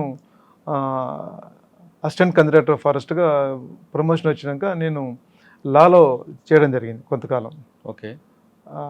అంటే లా అంటే ఫారెస్ట్ కేసులన్నీ కూడా లీగల్ సెల్ కింద ఇన్ఛార్జ్గా ఉన్నాం. Okay. In the mean time ఆ తర్వాత నన్ను I'm posted to Medak, DFO మెదక్గా నన్ను పోస్ట్ చేయడం జరిగింది. డిఎఫ్ఓ పోస్టింగ్ అయిపోయింది, అప్పుడు తెలంగాణ రాలేదండి. ఇంకా తెలంగాణ వచ్చే మూమెంట్లో ఐఎమ్ పోస్టెడ్ టు మెదక్ డిఎఫ్ఓగా పోస్టింగ్ చేయడం జరిగింది. But short period, within 21 days I'm shifted out. అక్కడి నుంచి షిఫ్ట్ చేసి నన్ను I'm posted to Mahabubnagar social ఫారెస్ట్గా రావడం జరిగింది. ఎందుకంటే మెదక్లో 21 రోజుకి మీకు బదిలీ? అది కారణాలు అది ఇప్పటికీ నాకు తెలుసులేదండి, ఎందుకు ట్రాన్స్ఫర్ చేశారో తెలియదు. బట్ మేబీ పొలిటికల్ రీజన్స్ కావచ్చు, వేరియస్ పొలిటికల్. కరీంనగర్ ఎఫెక్ట్ పడింది మెదక్ మీద? అట్లనేం లేదు. But I don't know, some political reasons maybe there. Exact reasons అయితే మనకు తెలియదు కానీ, but I'm shifted out from within 21 days. Mahabubnagar ఎలాగుందండి challenge? Mahabubnagar social forest అప్పుడే తెలంగాణ హరితారం రావడం జరిగిందండి. మహబూబ్ నగర్లో కూడా చాలా ఛాలెంజింగ్గా చేయడం జరిగింది. ఎట్లా అంటే తెలంగాణ హరితారంలో మొక్కలు కావాలి, మా టార్గెట్స్ ఏమో యూజ్ టార్గెట్స్ ఉన్నాయి. మహబూబ్ నగర్ పెద్ద జిల్లా తెలుసు కదా, 64 మండల్స్ ఉంటాయండి. 64 మండల్స్లో సోషల్ ఫారెస్ట్ ఎవ్రీ మండల్లో మనకి యాక్టివిటీస్ ఉంటాయి. ఎవ్రీ మండల్లో 4 to 5 నర్సరీస్ ఉంటాయి. ఇప్పుడు పెద్ద ట్రాన్స్పోర్టేషన్ అంత వెహికల్ అంత ఇదిగా లేకుండే, అయినా కూడా మేము కష్టపడి చాలా ఛాలెంజింగ్గా ప్రతి నర్సరీ, అరౌండ్ 200 నర్సరీస్ ఉన్నాయి నాకు ఎంటైర్ డిస్టిక్లో. ప్రతి నర్సరీలో కూడా నేను మంచి మొక్కలు సప్లై చేసే విధంగా నేను పనిచేయడం జరిగింది. అక్కడ ఉన్న లోకల్ స్టాఫ్, అంటే సిబ్బంది తక్కువ ఉన్నా కూడా ప్లస్ అవుట్సోర్సింగ్ పర్సన్ హెల్ప్ తీసుకొని మొక్కలు మంచిగా పెంచి రానున్న తెలంగాణ హరితానికి మంచి మొక్కలనే ఉద్దేశంతో చాలా యాక్టివ్గా పనిచేయడం జరిగింది. సార్, మీరు వేసిన మొక్కల్లో మంచి మొక్కలే చెప్పండి. సాధారణంగా ఒకప్పుడు నేరేడు లేదంటే మంచి ఫలాలు వచ్చి, అంటే పండ్లు వచ్చే మొక్కలు వేసేవారు గతంలో. ఎస్. వేపలు, అంటే దానివల్ల పక్షులు రావాలి, కోతులు రావాలి, అంటే ఒక ఎన్విరాన్మెంట్ క్రియేట్ అవ్వాలి. తర్వాత క్రమంలో మొక్క తొందరగా పెరగాలని ఏవో హైబ్రిడ్ మొక్కలు వేస్తున్నారు. దానివల్ల జరిగేది ఒక పక్షి రాదు, ఒక పెట్ట రాదు, ఏమి వాళ్ళ దాని మీద. దానివల్ల ఆక్సిజన్ రాదు, ఏమీ రాదు. దానివల్ల జరిగే నష్టం ఎక్కువ అంటారా, లాభం అంటారా? మీరు వేసిన ఒక మొక్కల్లో ఏ మొక్కలు వేసారండి? అంటే మేము జనరల్గా నర్సరీస్లో, సోషల్ ఫారెస్ట్ నర్సరీలో అన్ని పండ్ల మొక్కలు వేస్తామండి. ఉసిరి కానీ, నేరేడు కానీ, ఈవెన్ సపోటో కానీ, సీతాఫలం కానీ, ఇటువంటి మొక్కలు వేస్తాము. అదేవిధంగా ఫారెస్ట్ స్పీసీస్ కూడా. సార్, మీరు అటువంటి మొక్కలు వేస్తే మీకు అన్ని పక్షులు అన్నీ వస్తాయి కదా, దానివల్ల ఎన్విరాన్మెంట్ బాగుంటుంది. ఎస్. కానీ ఇప్పుడు అటువంటి మార్చి అన్ని హైబ్రిడ్ మొక్కలు వేయడం, తొందరగా పెరిగి వేస్తున్నారు, దాని మీద ఒక పక్షి వాళ్ళదు. అంటే ఈ మధ్యకాలంలో కొన్ని ఫారెస్ట్ అని చెప్పి ఒక ఎవెన్యూ ప్లాంట్కి పెట్టడం జరుగుతుంది. సో దీని మీద కొన్ని కామెంట్స్ కూడా ఈ మధ్య కాలంలో కూడా పేపర్లో కూడా రావడం జరిగింది. ఇది అంత వైబిలిటీ ఉన్న లేని ప్లాంట్ అని చెప్పి రావడం జరిగిందండి. బట్ ఏంటంటే అది ఫాస్ట్ గ్రోయింగ్ ఉంటుంది. మన ఎవరు ఏం చేస్తారంటే ఇమీడియట్గా గ్రోత్ కనపడాలని చెప్పి ఎవెన్యూ మొక్కలు పెట్టేటప్పుడు రోడ్డు మీద ఎక్కువ గుల్మోర్ పెట్టడం జరుగుతుంది, లేదా కొన్ని ఫెల్టఫామ్ పెట్టడం జరుగుతుంది. ఇటువంటి మొక్కలు కొన్ని పెట్టి చాలా ఫాస్ట్ గ్రోయింగ్ మొక్కలు.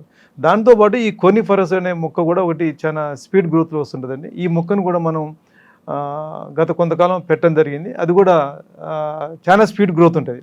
సో ఇవన్నీ కూడా షో ఇస్తుంది కానీ బట్ మీరు అన్నట్టుగా మన ఎన్విరాన్మెంట్కి ఏమాత్రం హెల్ప్ లేకుండా ఉండటం జరుగుతుందండి.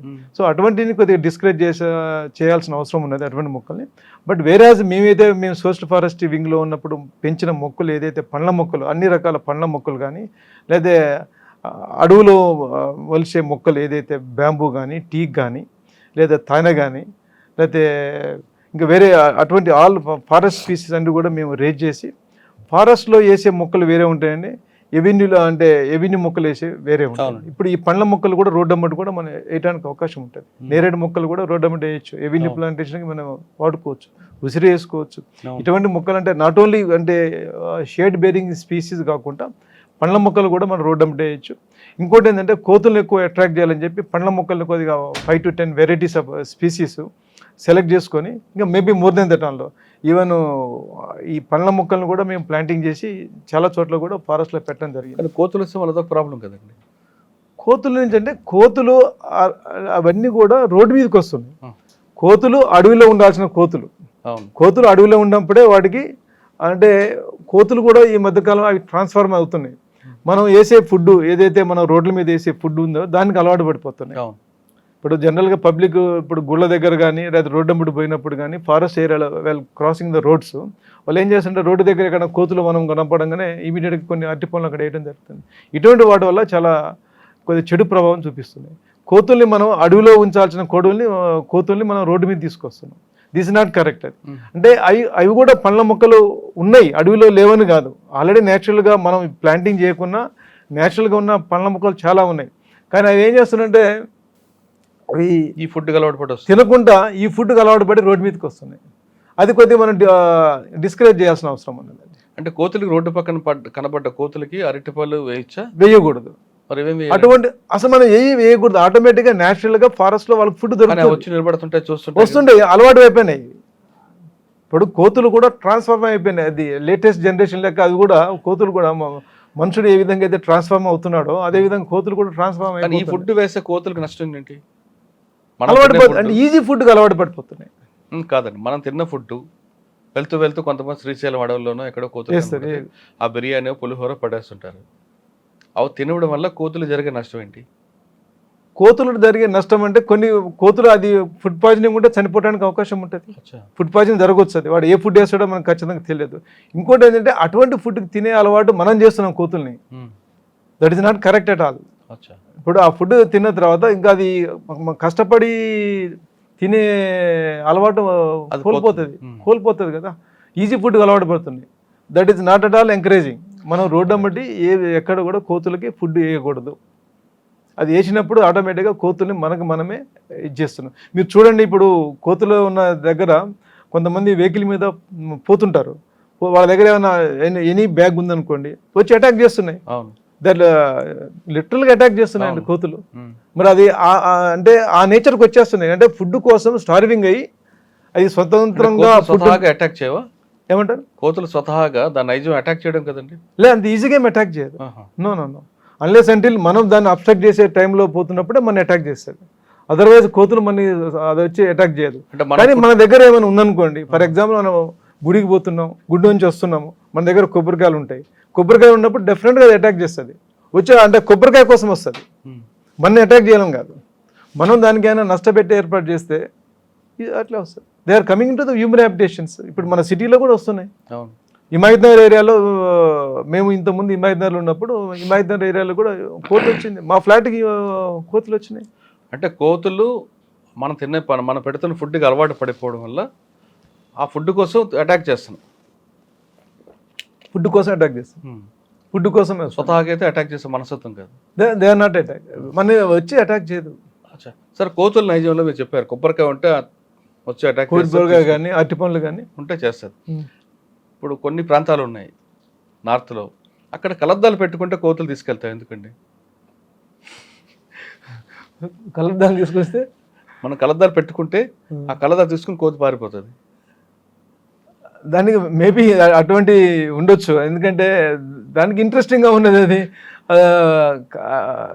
మేబీ దానికి కొన్నిటి కొన్ని కలర్స్ ఇష్టం ఉండవు. మనం పశువులు చూస్తాము, కొన్ని కలర్స్ ఇష్టం ఉండదు.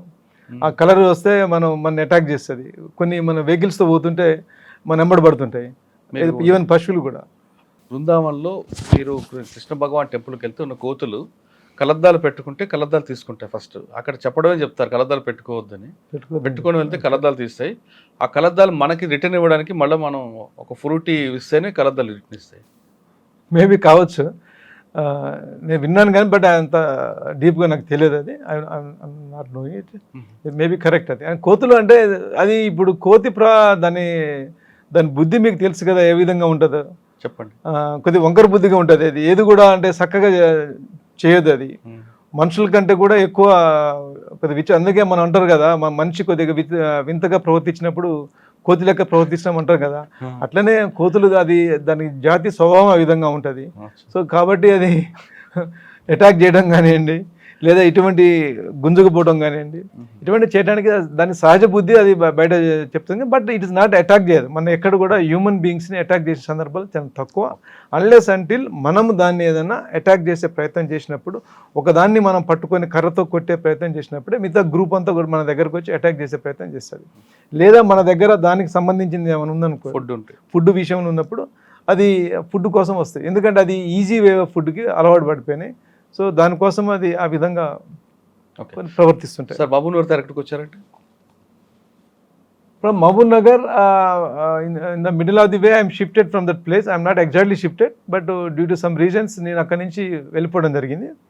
వెళ్ళిపోయిన తర్వాత దెన్ దూలపల్లి ఫారెస్ట్ అకాడమీకి as one of the deputy డైరెక్టర్గా నాకు అక్కడ రావడం జరిగింది. ఓకే.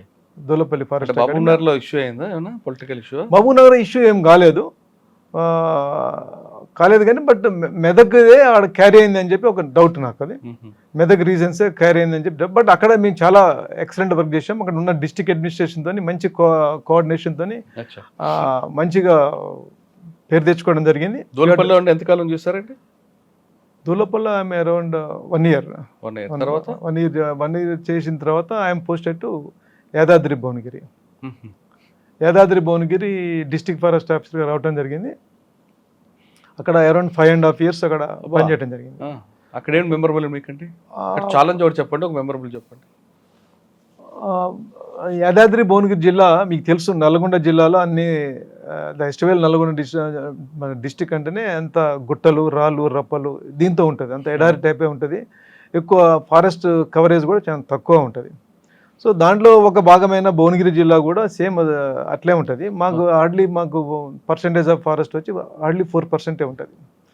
మేజర్గా అన్ని గుట్టలు, రాళ్ళు, రప్పలతో ఉన్నది. మేము అంటే మేజర్ ఛాలెంజ్ ఎక్కడంటే అక్కడ మేము మ్యాక్సిమం ప్లాంటేషన్స్ మాకున్న ఫండ్స్ని అవైల్ చేసుకుంటూ మ్యాక్సిమం ప్లాంటేషన్స్ కొన్ని లక్షల మొక్కలు ప్రతి సంవత్సరం 1-2 లక్షల మొక్కలు with in the forest area. అంటే ప్రతి ఒక్క హిలాక్ని క్యాప్చర్ చేశాము. ప్రతి హిలాక్ని కూడా మేము పర్సనల్గా, నేను యాజ్ ఎ డిఎఫ్ఓగా పర్సనల్గా నేను వెళ్ళటం జరిగింది. ముఖ్యంగా అక్కడ రాచకొండ అడవులు ఉంటాయి. రాచకొండ అడవులు దగ్గర కావచ్చు.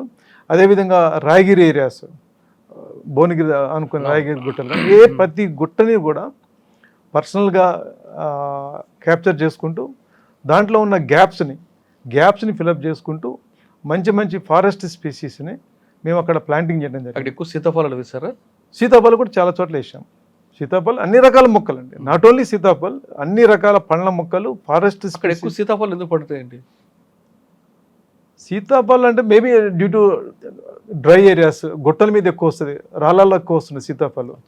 సో అక్కడ రాళ్ళు, రప్పలు ఎక్కువ ఉన్నాయి కాబట్టి సీతాఫలం రావడానికి అవకాశం ఎక్కువ ఉంటుంది. సీతాఫలం మీరు అనేది కరెక్ట్. అది సీతాఫలం రాచకొండ ఏరియాలో సీతాఫలం ఎక్కువగా ఉన్నది, చాలా బాగా వస్తుంది సీతాఫలం. సో మీ సీతాఫలం కూడా వేయడం జరిగింది. అన్ని ఇలాక్స్ని ట్యాకిల్ చేసి కొన్ని లక్షల మొక్కలు మేము ప్లాంటింగ్ చేయడం. ఓకే, మీకు బాగా మెమరబుల్గా ఇష్యూ చెప్పండి అక్కడ. అయితే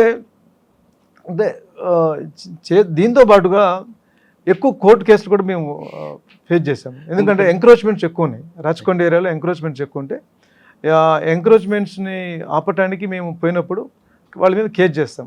కేసు చేయగానే ఏమంటే that man will go to the court.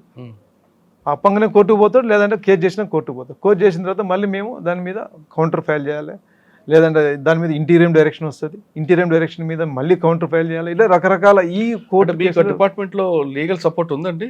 Legal support చాలా తక్కువగా ఉన్నది, లీగల్ సపోర్ట్ లేదు. మేము మా ఓన్గా ప్రిపేర్ చేసుకోవాలి, ప్లస్ గవర్నమెంట్ ప్లీడర్ సలహా తీసుకొని దాన్ని అప్రూవ్ చేసుకుని ఏర్పాటు చేసుకోవాలి. సో ఆ విధంగా మేము చాలా ఛాలెంజింగ్గానే అన్ని ప్లాంటేషన్ చేసాము, చాలా ల్యాండ్స్ని రిట్రీవ్ చేసాము, ఫారెస్ట్ ల్యాండ్స్ని రిట్రీవ్ చేసాము. ఎక్కువ ఎక్కడండి? రాయగిరిలో ఎక్కువ, రాచకొండ ఏరియాలో ల్యాండ్ రిట్రీవ్ చేసాం. ప్లస్ తురకపల్లి మండల్ అని చెప్పి అక్కడ బ్లాక్స్ ఉన్నాయి, ఆ తురకపల్లి మండలంలో కూడా చాలా ల్యాండ్స్ రిట్రీవ్ చేసి దాంట్లో ప్లాంటింగ్ చేయడం జరిగింది. దాని మీద నెంబర్ ఆఫ్ కోర్టు కేసులు కూడా మేము ఛాలెంజింగ్గా తీసుకోవడం జరిగింది. అంటే 5 సంవత్సరాలు మీ కోర్టు సమయం ఎక్కువైపోయి ఉంటుంది. అంటే we're taking the all developmental activities. ప్లాంటేషన్లు ఎక్కువ చేశాము, ప్లాంటేషన్లు బాగా చేశాము. ఇప్పుడు as per the reports, survey of India reports ప్రకారం కూడా గ్రీన్ కవర్ ఇంప్రూవ్ అయిందని కూడా మన రిపోర్ట్ స్టాటిస్టిక్స్ చెప్తున్నాయి భువనగిరి జిల్లాలో. ఆ విధంగా ప్లాంటింగ్ చేసినా. ముఖ్యంగా ఏంటంటే అక్కడ అప్పుడు పనిచేసిన శ్రీమతి అనితా రామచంద్రన్ గారు, ఐఏఎస్ డిస్ట్రిక్ట్ కలెక్టర్గా పనిచేశారు కదా, వారి సపోర్ట్ చాలా ఉంది మాకు ఫారెస్ట్ డిపార్ట్మెంట్కి. వారి సహకారంతో మేము చాలా ఎక్సలెంట్ వర్క్స్ చేశాము. దానికి కూడా ఫారెస్ట్ డిపార్ట్మెంట్ని ఎంకరేజ్ చేయడం జరిగింది. అదేవిధంగా ఇప్పుడు అక్కడ ఫారెస్ట్ లేదనేది ఒక అప్పుడు గవర్నమెంట్ దృష్టిలో ఉన్నదండి. మన జిల్లాకి ఎప్పుడు అడవి లేదు అంటారు, మనం చేసి చూపించాలని చెప్పి ఆమె కూడా మమ్మల్ని బాగా ఎంకరేజ్ చేసి, మేడం కూడా బాగా ఎంకరేజ్ చేసి మాకు out side of the forest area ఎక్కువ మొక్కలు పెట్టే కార్యక్రమం చేశాం. అప్పుడున్న అధికారులందరూ కూడా ఒక టీమ్గా ఉండి చాలా మొక్కలు మేము పెట్టడం జరిగింది. మా జిల్లాకు కూడా అప్పుడు తెలంగాణ హరితారంలో ద బెస్ట్ అంటే ఉత్తమ జిల్లా కూడా మాకు రావడం జరిగింది. సో ఆ విధంగా యాక్టివిటీ చేయడం జరిగింది. ఇంకోటి మేడం సహకారంతోనే అక్కడ 2 acres ల్యాండ్ ఫారెస్ట్ డిపార్ట్మెంట్కి బిల్డింగ్ లేదు, పర్మనెంట్ కొత్త జిల్లాలు కాబట్టి పర్మనెంట్ బిల్డింగ్స్ లేవు కాబట్టి మేడం సహకారంతో 2 acres ల్యాండ్ మాకు ఇవ్వటం జరిగింది మెయిన్ రోడ్కే.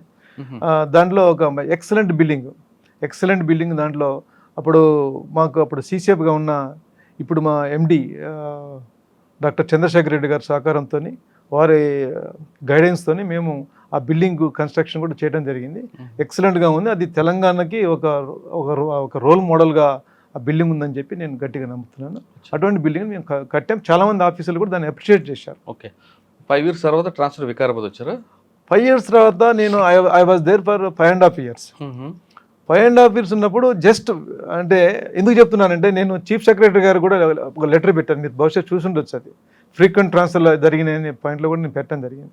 ఇక్కడ కూడా 5.5 years I was there as ఇది. అక్కడ ట్రాన్స్ఫర్ అనేది క్వైట్ కామన్. ఇంకా ఫ్యూ డేస్లో August 15th వస్తుంది. నెక్స్ట్ డే నేను అక్కడ మన జెండా ఎగరాల్సిన టైం వచ్చింది. 2 days before somehow for the reasons are not known I'm told I'm transferred అన్నారు. ఇమీడియట్గా యూ రిలీవ్ మీ ఛార్జ్ ఇమీడియట్గా ఇచ్చేసి వచ్చేయండి అన్నారు. అరే 2 days ఆగితే నేను అక్కడ జెండా వందనం చేస్తాము, బిల్డింగ్ ఇనాగ్రేషన్ ఉంది, ఇవన్నీ పెట్టుకొని ఇమీడియట్గా అనేసరికి ఎస్, నేనేంటంటే ఎక్కడ మనకు ఆర్డర్స్ వస్తే ఇమీడియట్గా the very next moment charge hand over చేయాలి, బయటపడాలి. ఓకే, సో అదొక్కటి అంటే మహబూబ్నగర్ అది భువనగిరి జిల్లాలో చాలా ఎక్సలెంట్ వర్క్ చేయడం జరిగిందండి. అందులో నాకు ఫుల్ సాటిస్ఫాక్షన్ ఉంది. డిపార్ట్మెంట్ కూడా మంచి పేరు తీసుకురావడం జరిగింది. కానీ ద లాస్ట్ 1 weekలో జరిగిన ఏదైతే ప్రాసెస్ ఉందో, ఆ ఎపిసోడ్ ఉందో, కొంచెం బాధాకరంగా ఉంది. అటువంటి వాటికి మేము ఏంటంటే we expect full support from our own officers. అటువంటి వాటిలో మేము ఎక్స్పెక్ట్ చేస్తాం. It's a matter of days. ఆ డేస్లో పోయేది ఏం లేదు. అది పోయి ఉంటే కనుక నాకు సంపూర్ణమైన సాటిస్ఫాక్షన్ ఉండేది. సో అదొక్కటే ఎపిసోడ్తో క్లోజ్ చేసుకుంటే ఐఎమ్ పోస్టెడ్ టు వికారాబాద్. ఇక్కడ రాగానే ఇక్కడ కూడా సేమ్ కదా. వికారాబాద్ ముందర పోయేటప్పుడే చెప్పారు అది హైలీ డిస్టర్బ్డ్ ఏరియా, పోవాలా వద్దా అనేది ఆలోచనలో ఉన్నాము. అయితే మా సీనియర్ ఆఫీసర్లు పోతే బాగుంటుందని చెప్పి అడ్వైజ్ చేయడం జరిగింది. దాని తర్వాత వాట్ ఎవర్ ఇట్ మేబీ అని చెప్పి నేను ఛాలెంజింగ్గా తీసుకొని వికారాబాద్కి ఛార్జ్ తీసుకోవడం జరిగింది. వికారాబాద్లో చాలా మంచి ఫారెస్ట్ ఉందండి. ఇది వెరీ అంటే సిటీకి దగ్గరలో అంత మంచి ఫారెస్ట్ ఉన్నట్టుగా చాలామందికి తెలియదు. సో అటువంటి ఫారెస్ట్ ఏరియా ఉన్నది. దాదాపు around 15 to 16% of the forest district ఏరియాలో ఫారెస్ట్ మంచి ఫారెస్ట్ ఉందండి. అక్కడ బ్లాక్స్ రూపంలో, అంటే బ్లాక్స్ అంటే మాకు ఫారెస్ట్ ఒక బ్లాక్ ఉంటుంది, ఆ బ్లాక్లో అటువంటి దాదాపు 90 బ్లాక్స్ దాకా ఉన్నాయి ఫారెస్ట్. అందులో మీకు తెలుసు కదా, వికారాబాద్ రిజర్వ్ ఫారెస్ట్ ఏరియా అనేది ఫేమస్. అది అక్కడ మెడిసినల్ ప్లాంట్స్ ఇవన్నీ ఉంటాయని చెప్పి, ఇవన్నీ కూడా దానికి very famous. Ananthagiri hills, yes, Ananthagiri hills very famous అది. సో అయితే అక్కడ ముఖ్యంగా నేను నోటీస్ చేసింది ఏంటంటే అనాథరైజ్డ్ మైనింగ్ అనేది అక్కడ జరుగుతుంటుంది. అది మా రిజర్వ్ ఫారెస్ట్ ఏరియాలో జరుగుతుందండి. అది 4-5 ప్లేస్లలో జరుగుతుంది. దీన్ని నేను అది చాలా కాలం వెళ్ళి నడుస్తుంది. బట్ కోర్టు కేసులు, అంటే అంతకుముందు ఉన్న వాళ్ళు కూడా కోర్టు కేసులలో ఫేస్ చేస్తూ అది కోర్టులో అట్లా పెండింగ్ పడి ఉంది. దాన్ని నేను సీరియస్గా తీసుకొని దాన్ని ఎట్టి పరిస్థితుల్లో వీటిని ఆపాలని చెప్పేసి కోర్టు ద్వారా చేసుకుంటూ ఫీల్డ్ మీద కూడా ఎటువంటి వెహికల్స్ని రానికుండా చాలా పగడబందిగా బై ద టైం నేనున్న 5 మంత్స్లో ఛాలెంజింగ్గా తీసుకొని ఆల్ మైన్స్ ఆర్ క్లోజ్డ్. ఇప్పుడు ఒక్క అనాథరైజ్డ్ మైన్స్ కూడా యాక్టివేషన్లో లేదు. అది నేను గర్వంగా చెప్పుకోగలుగుతాను. నేను ఉన్న 5 మంత్స్ కూడా షార్ట్ పీరియడ్ అయినా కూడా చాలా మంచి మెమరీస్తోని, అంటే నా పరంగా నేను ప్రభుత్వ భూముల్ని, ప్రభుత్వ ఆస్తుల్ని కాపాడని చెప్పి నేను ఫుల్ సాటిస్ఫాక్షన్తో ఉండటం జరిగిందండి. ఒక ఇష్యూ చెప్పండి. అక్కడ 200 కోట్లు విలువ చేసే భూమిని కబ్జా చేశారు, అది అడ్డుకోవడం వెనకే ఈ బదిలీ అన్నది వార్త. అది అంటే 200 ఎకరాలు. అది ఇప్పుడు కొన్ని ల్యాండ్స్ ఉంటాయి, అన్ని ప్లేన్ ల్యాండ్స్ ఉంటాయి, కొన్ని చోట్ల చాలా ప్లేన్ ల్యాండ్స్ ఉంటాయి. ఇవన్నీ కూడా వికారాబాద్లో, అది వికారాబాద్ దగ్గర దారూర్ మండల్లో ఉన్నదండి. ఆ సరౌండింగ్స్లో ఏంటంటే వీళ్ళు ఏం చేస్తారంటే ల్యాండ్స్ని యాక్చువల్గా అది ఎవరో కబ్జా అంటారు, అది కబ్జాలా ఉండదు, ఏముండదు, ఏమిటి ఖాళీ ఎకరాలు ఫారెస్ట్ భూమి. అది ఎస్, ఫారెస్ట్ భూమి. అంటే డిఫరెంట్ ప్యాచెస్లో ఉంటుంది.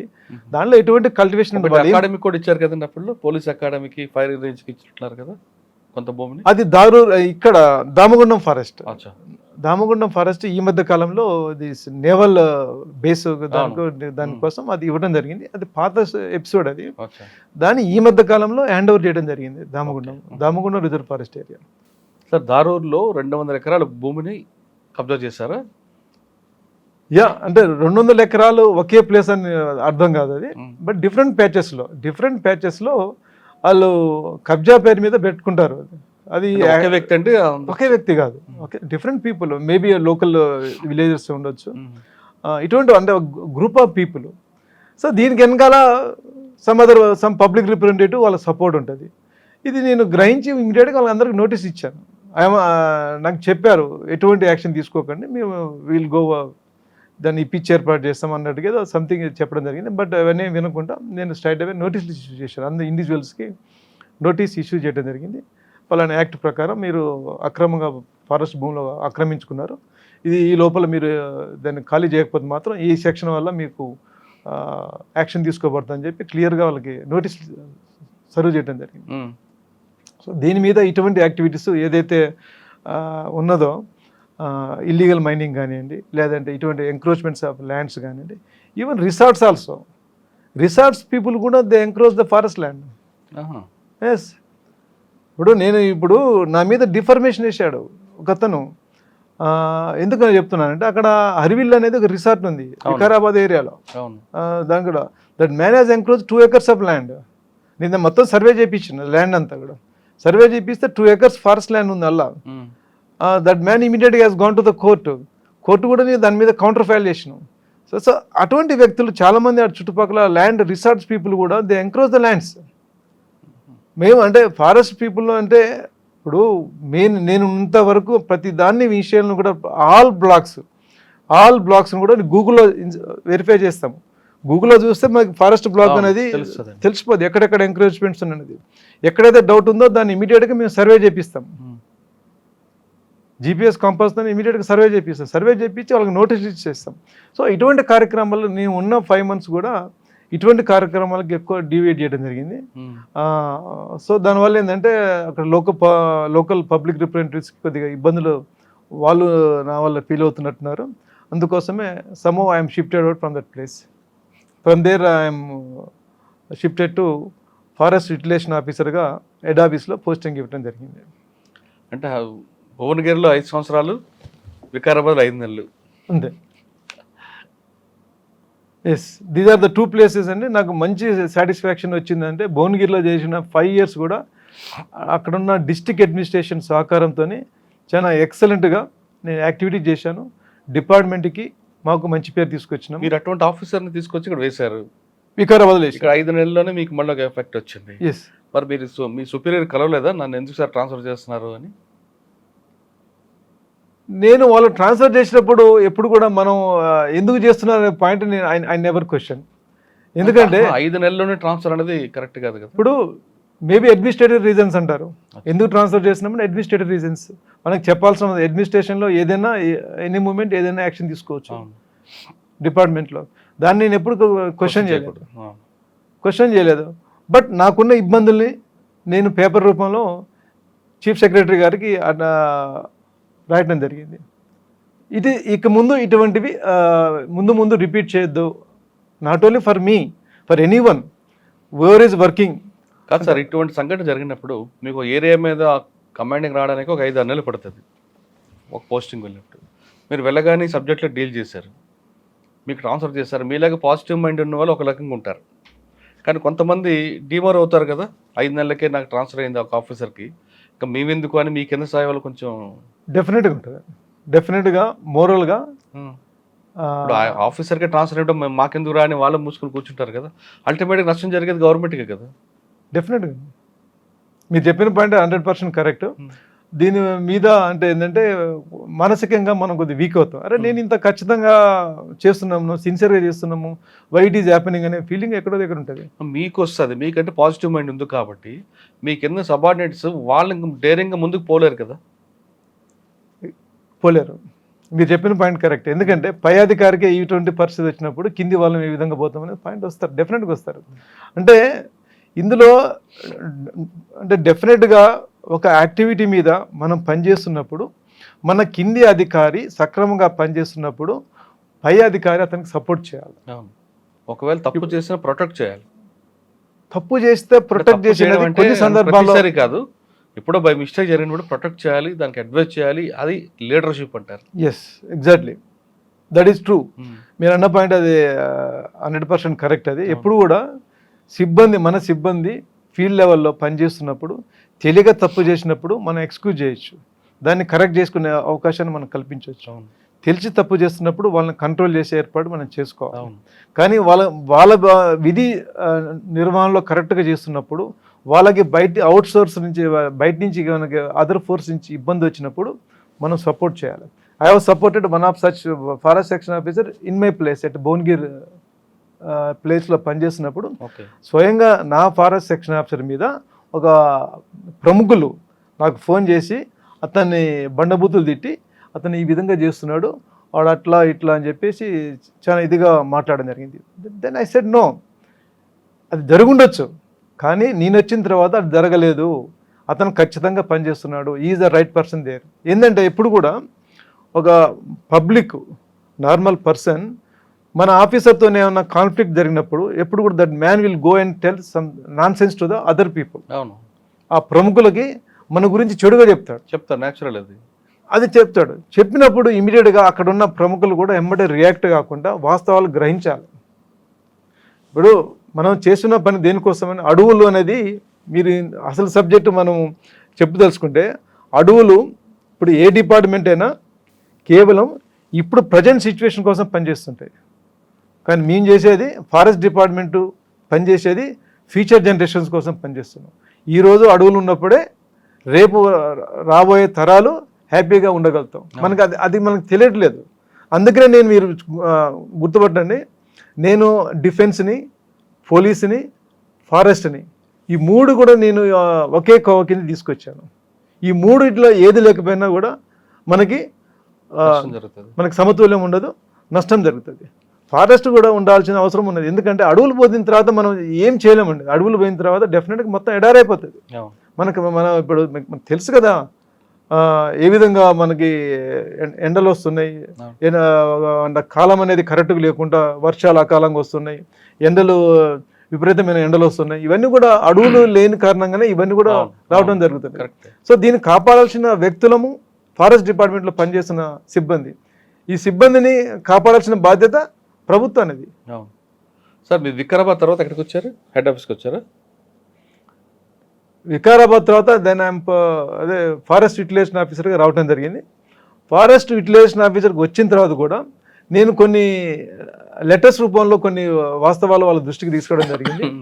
ఎందుకంటే ఫారెస్ట్ బెనవలెంట్ ఫండ్ అని చెప్పేసి ఒకటి ఉంటుంది. అది అంటే ఫారెస్ట్ ఆఫీసర్లకి ఎవ్రీ మంత్ ఎవ్రీ ఇయర్ కొంత కాంట్రిబ్యూషన్ అనేది మా శాలరీస్లో కట్ చేసుకొని దాన్ని ఎప్పుడైనా అకాలంగా ఎవరైనా చనిపోయినప్పుడు వాళ్ళకి కొంత అమౌంట్ ఇవ్వటం అనేది జరుగుతుంది. బట్ అది చాలా మియర్గా ఉన్నది. ఆ ఫారెస్ట్ బెనవలెంట్ ఫండ్ అనేది చాలా మియర్గా ఉన్నది కాబట్టి దాన్ని బెటర్ వేలో స్టడీ చేసి నేను కొన్ని సజెషన్స్ డిపార్ట్మెంట్కి చేయడం జరిగింది. అంటే ట్రాన్స్ఫర్ ఆర్డర్ వచ్చిందా? అట్లా కాదు కానీ దాని మీద ఎటువంటి స్పందన అయితే ఇంతవరకు రాలేదు. అంటే ఫారెస్ట్ బెనవలెంట్ ఫండ్ కొద్దిగా ఇంక్రీజ్ చేయాలి, ఫ్యామిలీ ఇన్సూరెన్స్ ఇవ్వాలి, ప్లస్ ఎవరైనా అకాలంగా ఏమైనా చేసినప్పుడు ఇంత కాకుండా ఇంత ఎన్హాన్స్ చేసుకోవాలని చెప్పి మంచి ప్రపోజల్స్ వేరే రాష్ట్రాల్లో ఏ విధంగా నడుస్తుందో తీసుకొచ్చి అదంతా గ్యాదర్ చేసి ఒక మంచి ప్రపోజల్స్ కూడా వాళ్ళకి ఇవ్వడం జరిగింది. That is one of the నేను ఉన్న కొద్ది కాలంలో చేసిన యాక్టివిటీస్ అదొకటి చేశాను. నెక్స్ట్ ఇంకోటి ఏంటంటే ఎగ్జిబిషన్లో ఎవ్రీ ఇయర్ మేము స్టాల్స్ పెడుతుంటాం. ఆ స్టాల్స్ కూడా ఈసారి కొద్దిగా ఇన్నోవేటివ్గా మేము పెట్టడం జరిగింది. దాన్ని కూడా కొద్దిగా వాళ్ళ ఎగ్జిబిషన్ సొసైటీ నుంచి కూడా మాకు ప్రైజ్ కూడా రావడం జరిగింది. So these are the only activities నేను ఇక్కడ ఎఫ్యూగా చేయటం జరిగిందండి. తర్వాత ఎక్కడికి వచ్చారండి? దాని తర్వాత నేను మన డాక్టర్ చంద్రశేఖర్ రెడ్డి గారు మేనేజ్మెంట్ డైరెక్టర్ ఎఫ్డిసిగా ఉన్నారు కదా, కొద్ది డిస్కషన్లో నాకు అక్కడికి పోవటానికి నేను ఇంట్రెస్ట్ చూపించాను. సార్ కూడా తీసుకోవడానికి రెడీగా ఉన్నారు. సో సార్ సహకారంతో నేను ఎఫ్డిసికి రావటం జరిగింది. కొండాపూర్ ఎస్, అక్కడ బొటానికల్ గార్డెన్స్లో దాంట్లో regional manager come chief general manager ఒక హోదాతో నన్ను ఇక్కడ తీసుకోవడం జరిగింది. దీంట్లో ఏంటంటే ఎంటైర్ స్టేట్లో కూడా ఎక్కడైతే ఎఫ్డిసి ప్లాంటేషన్స్ ఉన్నాయో దీన్ని అన్నిటి కూడా ఇన్స్పెక్షన్ చేయడానికి, దాని మీద టోటల్ జ్యూడిజిక్షన్ కూడా ఇన్స్పెక్షన్ అథారిటీ కింద ఆ హోదాలో నేను ఇక్కడ ఎఫ్డిసిలో పనిచేస్తున్నానండి. ఓకే సార్, ఒకసారి వెనక్కి వెళ్దాం. మీ ఫస్ట్ క్వశ్చన్లో అడిగారు మీకు గ్యాలంటరీ అవార్డులు ఎందుకు ఇవ్వాలంటే మీరు 3-4 సంఘటనలతో పాటు పాల్వంచ సంఘటన చెప్పారు. దాన్ని బేస్ చేసుకుని లెటర్ రాశారా? ఇప్పుడు ఎస్, ఈ గ్యాలంటరీ అవార్డ్స్ అనేది నాకు ఎందుకంటే I always compare the departments, uniform service డిపార్ట్మెంట్స్ని ఐ ఆల్వేస్ కంపేర్. అంటే ఇట్స్ ఏంటంటే నేను స్వతహాగా నా ఆలోచనలు డిఫరెంట్గా ఉంటాయండి. Different in the sense always they are in the positive and always I compare what we're doing and what exact we're అనేది పాయింట్లో నేను ఆలోచన చేస్తున్నాను. సో ఇప్పుడు when the other uniform service departments like police, jails, home guards, fire, ఇటువంటి departments కూడా they are doing good work. వీళ్ళకే ఎందుకు వస్తున్నాయి, ఫారెస్ట్ డిపార్ట్మెంట్ వాళ్ళకి ఎందుకు రావు? వీఆర్ నాట్ 9 to 5 జాబ్స్ కాదండి. Forest department 24/7. We work throughout the night. ఏ టైంలో ఎప్పుడు ఎక్కడికి పోతామో మాకు తెలియకుండా మేము మూమెంట్ అవుతుంటుంది. అటువంటి వర్క్ చేసే వాళ్ళకి మమ్మల్ని గుర్తించాల్సిన అవసరం ఉందనేది నాకు మంచి గట్ ఫీలింగ్, బాగా ఆలోచన చేశాను, బాగా ముద్ర పడిపోయింది. ఎందుకు రాదు? ఎవ్రీ టైం మీరు పేపర్ చూసినప్పుడల్లా నాకు ఆలోచన వస్తుంది, అరే ఫారెస్ట్ వాళ్ళకి ఎక్కడ ఎందుకు రావట్లేదు, నాకే రావాలని కాదు, మా ఫారెస్ట్ వాళ్ళకి ఎందుకు రాదు? ఎంతోమంది కష్టపడుతున్నారు, ఇంజరీస్ అవుతున్నారు. ఫీమేల్ ఆఫీసర్స్ ఎంతో కష్టపడుతున్నారండి. Lady officers from forest beat officers to IFS officer దాకా ఎంతో కష్టపడుతున్నారు వాళ్ళు. మరి వాళ్ళకి ఎందుకు రావట్లేదు? కష్టపడంటే అది మన వీఆర్ పేడ్ ఫర్ ఇట్, మేము కష్టపడుతున్నాం. కానీ మా ప్రాణాలు తెగించి, చాలామంది ప్రాణాలు తెగించి పార్షియల్గా ఇంజరీ అవుతున్నారు, ప్లస్ ప్రాణాలు పోగొట్టుకుంటారు. సో ఇటువంటి వాళ్ళకి తప్పనిసరిగా మాకేదంటే మ్యాట్రేజ్ డే అనేది ఒకటి జరుగుతుందండి, ఇయర్లీ వన్స్ ఉంటుంది. చనిపోయిన ఎవరైతే అమరవీరులు ఉన్నారో వారిని స్మరించుకుంటాం, ఇంకా దాని మీద ఎటువంటి యాక్టివిటీ చేయాలో చూస్తాం. అది అంతవరకు అయిపోతుంది. దాని తర్వాత డిపార్ట్మెంట్ గురించి ఎవరు డిస్కస్ చేయరు. అదేవిధంగా ఎవరైనా ఇన్సిడెంట్ జరిగింది అనుకోండి, లైక్ ఇప్పుడు కాగజ్ నగర్లో ఒక ఇన్సిడెంట్ జరిగింది, అది అంతవరకే డిస్కషన్. 1 రోజు 2 రోజులు 3 రోజులు 5 రోజులు. అదేవిధంగా శ్రీనివాసరావు గారి ఇన్సిడెంట్ జరిగింది అనుకోండి, అది ఇట్ వాజ్ వెరీ అంటే బర్నింగ్ ఇన్సిడెంట్. నేషనల్ వైడ్ కూడా చాలా రెస్పాన్స్ వచ్చింది. చాలా అందరు కూడా చాలా మంది వేరియస్ డిపార్ట్మెంట్స్ కూడా స్పందించాయి. మన రాష్ట్ర ప్రభుత్వం కూడా దానికి సరైన రీతిలో గుర్తించింది. అయినా కూడా గ్యాలంటరీ నేషనల్ లెవెల్ అవార్డు రావాల్సిన అవసరం ఉంది కదండి.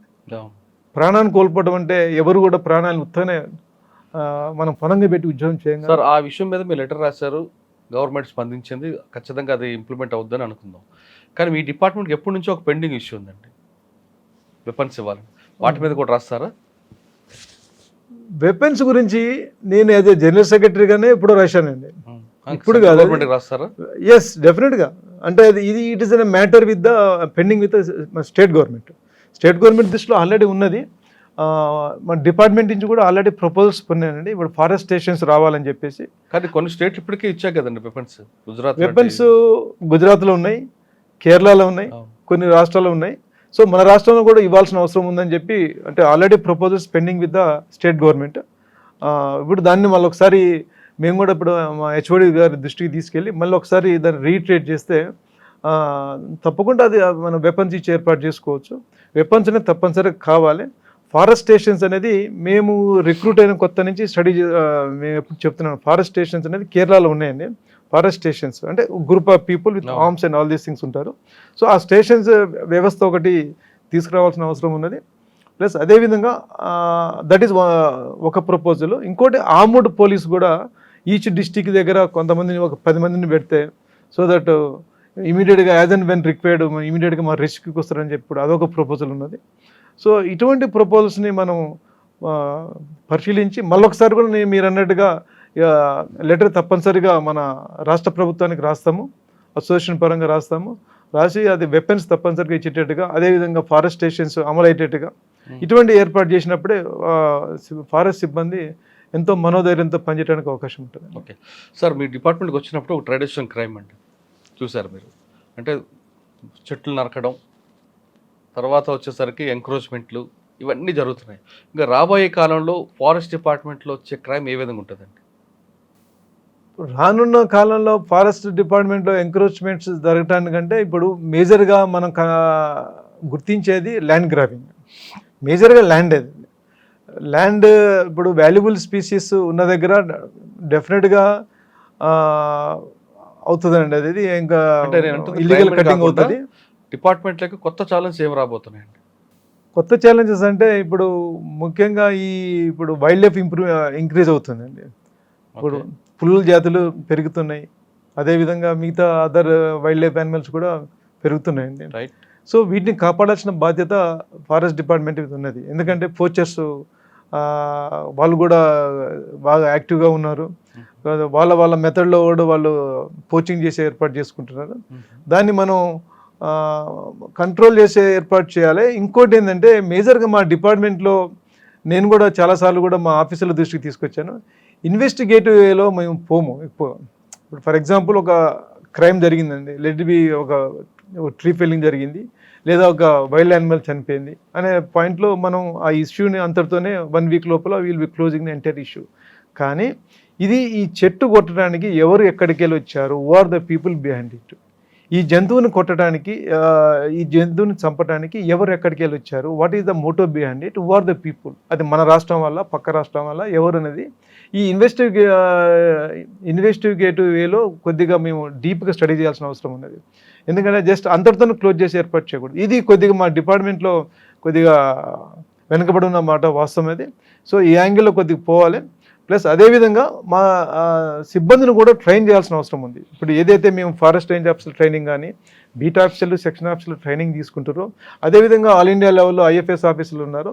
వీళ్ళకి ట్రైనింగ్లో కూడా కొద్దిగా అంటే ఇంకా అంటే methods, sophisticated methods, latest methods ఏ విధంగా చేస్తే అడ్మినిస్ట్రేషన్ చేస్తే బాగుంటుంది, ఏ విధంగా మన సిబ్బందిని ఎప్పుడు కూడా మనము ఒకటి చేయాలంటే మోటివేషనల్గా పోవాలండి. ఇప్పుడు ఇండివిజువల్గా నేను ఒక్కనే చేస్తా అంటే కాదు, ఒక ఫారెస్ట్లో పనిచేస్తున్నప్పుడు యాజ్ ఎ టీమ్గా పోవాలి.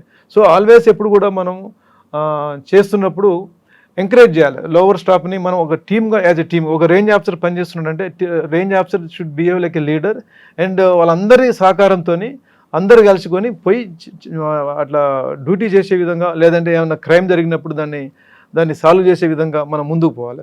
సో ఆ యాంగిల్లో కొద్దిగా మన మైండ్ సెట్ కూడా కొద్దిగా మార్చుకొని అటువంటి యాక్టివిటీస్ ముందుకు పోతే బాగుంటుందని నేను అనుకుంటున్నాను. ఓకే సార్, ఫైనల్గా చెప్పండి, ఫారెస్ట్ని కాపాడే బాధ్యత మీ డిపార్ట్మెంటు, రెవెన్యూ డిపార్ట్మెంట్ కాకుండా ప్రజలది కూడా ఉండాలంటారా?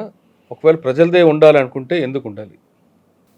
అంటే ప్రజల సహకారం కూడా అడవులు కాపాడటం ఓన్లీ ఫారెస్ట్ డిపార్ట్మెంట్ ఒక బాధ్యత కాదు, అదేవిధంగా ఒక ప్రభుత్వం ఒక బాధ్యత కాదండి. ఈ రెండు బాధ్యతలతో పాటు ప్రజలది కూడా అదేవిధంగా ప్రజలు దీంట్లో భాగస్వామ్యం ఉండాలి. ఎందుకంటే ఇప్పుడు అడవులు పోయిన తర్వాత మనం చేయగలిగేది ఏముండదండి. ఫర్ ఎగ్జాంపుల్ ఇప్పుడు మన హైదరాబాద్ చూస్తే ఇక్కడ ట్రీ ఫెల్లింగ్ కమిటీ అని ఒకటి ఉంది. అంటే ఇక్కడ ఏ చెట్టు నరకాలన్నా కూడా మీ ఇంట్లో చెట్టు నరకాలన్నా, మీ ఇంటి బయట చెట్టు నరకాలన్నా, మీ సొంత ఆస్తిని కొద్దిగా నష్టపెట్టే విధంగా ఉన్న నరకాలంటే మీరు ట్రీ ప్రొటెక్షన్ కమిటీ అని ఒకటి హైదరాబాద్లో ఉన్నది. ఆ ప్రొటెక్షన్ కమిటీ దగ్గర పర్మిషన్ తీసుకొని ఎందువల్ల మీరు చెట్టు నరుకుతున్నారు, ఎందువల్ల మీకు అవసరం వచ్చింది అనేది పాయింట్లో వాళ్ళు ఎగ్జామిన్ చేస్తారు. అదేవిధంగా దీన్ని ట్రాన్స్లోకేట్ చేయొచ్చని కూడా ఆలోచన వాళ్ళు చేస్తారు. అంటే ఇంత పగడబందీగా మనకు యాక్ట్ అనేది ఇప్పుడు మన సిటీ పరిధిలో మనకు ఉండటం జరిగింది. సో ఏ చెట్టు కొట్టాలంటే అంత ఈజీ కాదు. అట్ ద సేమ్ టైంలో కూడా మన అడవులు కూడా మన ఏదైతే జిల్లాలలో ఉన్న అడవులు కూడా మనలో ఇంత విచ్చలవిడిగా నరుకుతున్నారు. ఎంక్రోచ్మెంట్ పేరు మీద, పోడు యాక్టివిటీస్ పేరు మీద నరుకుతున్నారు. ఇటువంటి వాటిని కంట్రోల్ చేయాలంటే ఇప్పుడు ఏం చేస్తారంటే ఊర్లో ఎవరున్నా కూడా, ఎవరు నరికినా కూడా ఆ విలేజ్లో ఉన్న వాళ్ళని నరుకుతారు, బయట వాళ్ళు ఎవరు నరకరు. సో నరుకుతున్నప్పుడు దాంట్లో కూడా విలేజ్లో కూడా ఉన్న హెడ్మెన్ లేదంటే మిగతా అదర్ పీపుల్ ఎవరైతే ఉన్నారో ఇటువంటి వాటిని వాన్ చేయాలి. ఇప్పుడు మన అవసరానికి యాక్ట్ ఏం చెప్తుంది, కొంతవరకు మనకు పరిధి ఉంటుంది. ఆ పరిధి మించి కూడా మనం ఇంకా భూములను ఆక్రమించాలంటే ఎక్కడ పోతుందండి? ఇప్పుడు దానికి అడ్డు అదుపు ఉండకుండా పోతుంది. సో అటువంటి వాటిని ప్రజల్లో కొద్దిగా వాళ్ళు కొద్దిగా మేల్కొని చెప్పాల్సిన అవసరం ఉంది. ఎక్కడైనా కూడా అనాథరైజ్డ్గా, ఇల్లీగల్గా ఏమైనా యాక్టివిటీ జరుగుతున్నప్పుడు ఇమీడియట్గా అట్లా చెప్పేటోళ్ళు ఉన్నారు. చాలామంది మనకి ఇన్ఫర్మేషన్ ఇస్తుంటారు. మాకు అంటే ఇన్ఫర్మేషన్ సిస్టమ్ మా దగ్గర ఉన్నది. సో కాబట్టి ఏంటంటే ప్రజలు ఇంకా మేల్కొని ఇంకా వాళ్ళని అవేర్ చేసే ఏర్పాటు చేయాలి. ఇప్పుడు ఫర్ ఎగ్జాంపుల్ ఫైర్ పడుతుందండి. ఫైర్ ఏంటంటే ఇప్పుడు అడవులలో ఫైర్ పడితే అడవులంతా నాశనం అయిపోతుంటాయి. ఈ ఫైర్ పడటానికి కూడా కొంతమంది తెలియక వాళ్ళు ఇప్పుడు మన పశువుల కాపర్లు కానివ్వండి, లేదా రెగ్యులర్గా ఊళ్ళలో తిరిగే వ్యక్తులు కానీ ఒక సిగరెటో బీడో ఇట్లా కాల్ చేసి ఇట్లా వేసేస్తాడు. అది తెలియకుండా ఏది అది తెలిసి కూడా వేస్తారు కదండి కొంతమంది. తెలుసు కూడా వేస్తారు, తెలుసు కూడా వేసేటోళ్ళు ఉన్నారు. ఎందుకంటే ఇప్పుడు ఫర్ ఎగ్జాంపుల్ బొగ్గు గురించి కూడా చెప్తాను. ఇప్పుడు ఫర్ ఎగ్జాంపుల్ మీకు ఆ బీట్ ఆఫీసర్కి సెక్షన్ ఆఫీసర్కి మీకు మధ్యలో ఎక్కడైనా సమ్ గొడవ అయింది, వాడు ఎక్కడో కోపం పెట్టుకుంటాడు. ఈ ఫారెస్ట్ బీట్ ఆఫీసర్కి ఏదో నష్టం చేయాలని చెప్పి ఏం చేస్తాడంటే వాడు పర్పస్ఫుల్గా ఆ సాయంత్రం టైంలో పోయి దాన్ని ఫైర్ చేసి ఏర్పాటు చేస్తారు. ఇవన్నీ కూడా వాంటెడ్గా పెట్టే ఫైర్స్. ఇవన్నీ కూడా మనం చేసేటప్పుడు అంటే వేరే వ్యక్తులు ఎవరైతే ప్రజలు ఉన్నారో ప్రజలు కొద్దిగా దీని మీద అవేర్నెస్ చేసుకోవాలి. ఫారెస్ట్ డిపార్ట్మెంట్ నుంచి కూడా మేము అవేర్నెస్ తీసుకొస్తున్నాం. ఫైర్ విషయంలో కానివ్వండి, అడవులను కాపాడే విషయంలో కానివ్వండి, లేదా ఏమైనా ఇల్లీగల్గా ట్రాన్స్పోర్ట్ అవుతున్నప్పుడు, వన్యప్రాణుల్ని కొట్టినప్పుడు కూడా ఇన్ఫర్మేషన్ ఇచ్చే విధంగా ప్రతి గ్రామ పంచాయతీ దగ్గర కానీ ప్రతి విలేజ్లో కూడా మేము సమ్ పబ్లిసిటీ లాంటిది ఇవ్వడం జరుగుతుంది. ఇంకా రావాలి. అంటే ప్రజలే దీన్ని కాపాడాలి. నాట్ ఓన్లీ డిపార్ట్మెంట్, ప్రజలు దీన్ని కాపాడినప్పుడే మనం అడవులు మనం రక్షించుకోగలుగుతాం. అదేవిధంగా మీరు ఇంకోటి అడిగారు కదా, వన్ మోర్ థింగ్, బొగ్గులు నల్లగొండ జిల్లాలో నేనున్నప్పుడు it was a very big threat. బొగ్గు యాక్చువల్గా though it is a permitted activity. అంటే బొగ్గు కాల్చుకోవడానికి కేవలం సర్కార్ తుమ్మే వాడాలి. సర్కార్ తుమ్ము వాడకుండా ఏం చేస్తారంటే కొంతమంది అదర్ స్పీసీస్ లైక్ వేప, తుమ్మ, ఇంకా అదర్ ఫారెస్ట్ స్పీసీస్ కూడా పట్టా భూములు ఉన్నాయి లేదా ఫారెస్ట్లో ఉన్నాయి, వాటిని తీసుకొచ్చేసి అనాథరైజ్డ్గా అందులో పెట్టి బొగ్గు కాలుస్తుంటారు. ఈ బొగ్గు యాక్టివిటీస్ని నేనున్న 5.5 yearsలో టోటల్గా బొగ్గు బట్టి లేకుండానే క్లోజ్ చేయడం జరిగింది. ఆల్ ద బొగ్గు బట్టీస్ ఆర్ క్లోజ్డ్. అప్పుడు నా మీద చాలా ప్రెషర్ ఉంది, చాలా పొలిటికల్ ప్రెషర్ ఉంది, రకరకాల ప్రెషర్స్ ఉన్నాయి. అయినా కూడా ఎక్కడ కూడా నేను బైండ్ ఓవర్ కాకుండా టోటల్గా క్లోజ్ చేయడం జరిగింది. సార్, కొంత ఫారెస్ట్ ఏరియాలో అందులో ముఖ్యంగా ఎండాకాలం భయంకరంగా మంటలు వస్తుంటాయి కదండి. అంటే కావాలని చేస్తారా, లేదా మీరు అన్నట్లుగా ఎవరైనా బై మిస్టేక్ సిగరెట్ తాగి పడిపోవడం వల్ల ఎండాకాలం కాబట్టి ఆకులు మంటలు వచ్చాక వస్తాయంట. ఫస్ట్ ఆఫ్ ఆల్ ఎండాకాలం కాబట్టి ఆకులతోని కొద్దిగా ఫైర్ ఈజీగా స్ప్రెడ్ అయితే అవకాశం ఉంటుంది. అయితే ఏంటంటే ఇందులో రకరకాలు ఉంటాయి. కొంతమంది పర్పస్ఫుల్గా వేసే వాళ్ళు ఉంటారు, కొంతమంది బీడీ లీవ్స్ కలెక్టర్స్ ఎవరైతే ఉంటారో ఆకు స్ప్రౌటింగ్ అనేది కొద్దిగా మంటలకి కాలిపోయిన తర్వాత ఆకులు బాగొస్తాయని చెప్పి కూడా వేసే సందర్భాలు ఉంటాయి. అంటే బీడాకుల కలెక్షన్ మన తెలంగాణ జిల్లాల్లో బీడాకుల కలెక్షన్ ఉంటుంది కానీ, సో దాని మీద కూడా కొంతమంది వాంటెడ్గా ఫైర్ పెడతారని చెప్పి ఒక ఉన్నది అపోహ ఉన్నది. అదేవిధంగా మామూలుగా కొంతమంది పశువుల కాపర్లు కూడా ఫైర్ పెడుతుంటారు. సార్ ఒకవేళ ఫారెస్ట్లో మంట స్టార్ట్ అయింది అనుకోండి, కొన్ని వేల ఎకరాలకు విస్తరిస్తుంటుంది, అటువంటిప్పుడు ఎలాగ దాన్ని ప్రొటెక్ట్ చేస్తారు? మన దగ్గర అంత అంటే ఫైర్స్ అనేది చాలా విగరస్గా ఉండవు, అంత అన్ని గ్రౌండ్ ఫైర్సే ఉంటాయి. వస్తుంది బట్ ఈజ్ అంటే కంట్రోల్ చేసేంత ఫైర్స్ వస్తుంటాయి. సో మేము ఏం చేస్తామంటే ఎవ్రీ ఇయర్ సమ్మర్ టైంలో ముఖ్యంగా జనవరి నుంచి ఏప్రిల్ మే జూన్ వరకు వర్షాకాలం ఎండింగ్ వరకు 4-5 months ప్రతి జిల్లాలో కూడా ఈ మన ఫైర్ వాచ్ అనేది ఎంగేజ్ చేస్తారు. ప్లస్ వాళ్ళ దగ్గర ఫైర్ మిషన్స్ కొన్ని ఉంటాయి. ఆ మిషన్స్ కూడా మేము తీసుకొని ఇమీడియట్గా ఎక్కడైనా ఫైర్ అలర్ట్స్, ఇప్పుడు సర్వే ఆఫ్ ఇండియా వాళ్ళు కూడా మనకు ఫైర్ అలర్ట్స్ ఇస్తుంటారు. సో ఫైర్ ఎక్కడ పడ్డప్పుడు వెంబడే మనకి అలర్ట్ వస్తుంది, ఆ లోకల్ ఆఫీసర్లకు వస్తుంది, ప్లస్ హెడ్ ఆఫీస్కి వస్తుంది, అందరికి వస్తుంది. ఈవెన్ మా ఎఫ్డీసీలో కూడా ఫైర్ అలర్ట్స్ వస్తాయి. సార్ నైట్ టైం అయితే అలర్ట్స్ వస్తాయి. అలర్ట్స్ వచ్చినప్పుడు ఇమీడియట్గా పోవాల్సిన అవసరం ఉంటుంది. వీళ్ళు ఇన్ఫార్మ్ ద లోకల్ ఆఫీసర్స్ ఎవరైతే ఉన్నారో వాళ్ళకి ఇంటిమేషన్ పోతుంది. ఫైర్ వాచర్స్ని అలర్ట్ చేస్తాం, ఫైర్ ఇంజిన్ హెల్ప్ తీసుకుంటాము. సాధ్యమైనంత వరకు అడవికి నష్టం జరగకుండా ఫైర్ని కంట్రోల్ చేసే ప్రయత్నం చేస్తాం. ఓకే సార్, ఈ డిపార్ట్మెంట్ వచ్చే వాళ్ళకి మీరు ఇచ్చే మెసేజ్ ఏంటంటే? ఫారెస్ట్ డిపార్ట్మెంట్ ఇది వెరీ నోబుల్ ప్రొఫెషన్ అండి. ఇందులో ఇంట్రెస్ట్ అంటే ఫారెస్ట్ అంటే ఇంట్రెస్ట్ ఉన్న వాళ్ళు వస్తే మాత్రం ఇది మంచి అవకాశం. ఇది చాలా బాగా చేయడానికి అవకాశం ఉంటుంది. ఎందుకంటే మనం అడవులను కాపాడుతున్నప్పుడు రానున్న భావితరాలను కాపాడే విధంగా మనకు నోబెల్ ప్రొఫెషన్గా ఉంటుంది. సో ఎవరైతే ఇంట్రెస్ట్ ఉన్నారో ఇది ఇందులో డిపార్ట్మెంట్లో రావడానికి ఎటువంటి సంకోచం అవసరం లేదు. హ్యాపీగా ఎనీ క్యాడర్ వాళ్ళ క్వాలిఫికేషన్ బట్టి ఫారెస్ట్ బీట్ ఆఫీసర్కి కానివ్వండి, forest section officer, forest range officer gazetted officer post అది. సో దానికి కానివ్వండి, ఈవెన్ ఐఎఫ్ఎస్ ఆఫీసర్లకు కానివ్వండి. సో ఎవరు ఏ పోస్ట్కైనా కూడా మంచిగా వాళ్ళకి ఇంట్రెస్ట్ ఉన్నప్పుడు తప్పకుండా రావచ్చు. It's a very good profession, ఛాలెంజింగ్గా చేయవచ్చు. ఇది 24/7. ముఖ్యంగా నేను ఇంకో అంటే ఏం చెప్పదలుచుకున్నానంటే ఈ ప్రొఫెషన్ రావాలంటే చేయాలంటే తప్పనిసరిగా మేల్ ఆఫీసర్కి తప్పనిసరిగా ఇంట్లో వైఫ్ సహకారం తప్పనిసరిగా ఉండాలి. అదేవిధంగా ఫీమేల్ ఆఫీసర్ అయినప్పుడు తప్పనిసరిగా ఇంట్లో హస్బెండ్ కోఆపరేషన్ తప్పనిసరిగా ఉండాలి. ఎందుకంటే ఏ టైంలో ఎక్కడికి పోతారో తెలియదు. ఎందుకంటే ముఖ్యంగా టెరిటోరియల్లో చేసే వాళ్ళకి చాలా యాక్టివిటీస్ ఉంటాయి. తప్పనిసరిగా ఈ పాయింట్ ఆఫ్ యాంగిల్లో నా మిస్సెస్ అయితే మాత్రం నాకు 100% కోఆపరేట్ చేశారు. ముఖ్యంగా కరీంనగర్లో ఉన్నప్పుడు వాళ్ళకి చాలా థ్రెటనింగ్ కాల్స్ రావడం జరిగింది. But she has cooperate me lot. So ఆమె గురించి కూడా కొద్దిగా, ఎందుకంటే she is also very supportive to me for execution of such activities. ఎందుకంటే నేను చాలా పర్సనల్గా తీసుకుంటాను ఇష్యూస్ని. అంటే గవర్నమెంట్ ఇష్యూ ఏది వచ్చినా కూడా, ముఖ్యంగా మా డిపార్ట్మెంట్ పరంగా వచ్చిన ఇష్యూస్ని ఏది కూడా I should take it very personally. So వాడు ఏ టైంలో ఫోన్ చేసినా I should react. Night 12 o'clock phone చేస్తారు ఒక్కోసారి, ఇమీడియట్గా రియాక్ట్ అవుతాం. మనం పోవాల్సిన అవసరం లేదు, ఎవరికో మన సిబ్బందికి చెప్పొచ్చు. But even then I react to it. So ఆ రియాక్ట్ టైంలో మనం ఇంట్లో ఫ్యామిలీకి ఆ టైంలో చెప్పి మనం పోవాల్సిన అవసరం ఉంది. సో ఈ పరంగా మనకి చాలా సహకారం నాకు ఇంట్లోంచి ఉండటం జరిగింది. అందుకనే నేను ఈ విధంగా చేస్తున్నాను. అటవీ శాఖను కాపాడాలంటే కేవలం ఫారెస్ట్ డిపార్ట్మెంట్ బాధ్యత ఒకటి కాదు, ప్రజల సహకారం కూడా అవసరం అంటున్నారు డివి రెడ్డి గారు. ఇది అడవి మనది అని అనుకుంటే ఖచ్చితంగా భావితరాలకి మంచి వాయువునిచ్చే అవకాశం ఉంటుంది. లేదు అడవి నాది కాదు, అడవిని నరుక్కుంటామంటే మాత్రం భావితరాలకి మంచి ఆక్సిజన్ దొరకదంటూ చెప్తున్నారు. అలాగే ఈ డిపార్ట్మెంట్కి వచ్చేవాళ్ళు కేవలం ఉద్యోగరీత్యా కాకుండా అడవిని ప్రేమించేవాళ్ళు, ప్రకృతి ప్రేమించేవాళ్ళు ఈ డిపార్ట్మెంట్కి వస్తే ఖచ్చితంగా మంచి పేరు వస్తుందని చెప్తున్నారు డివి రెడ్డి గారు. ఇది ఈ వారం డివి రెడ్డి గారితో ఎక్స్క్లూజివ్ ఇంటర్వ్యూ.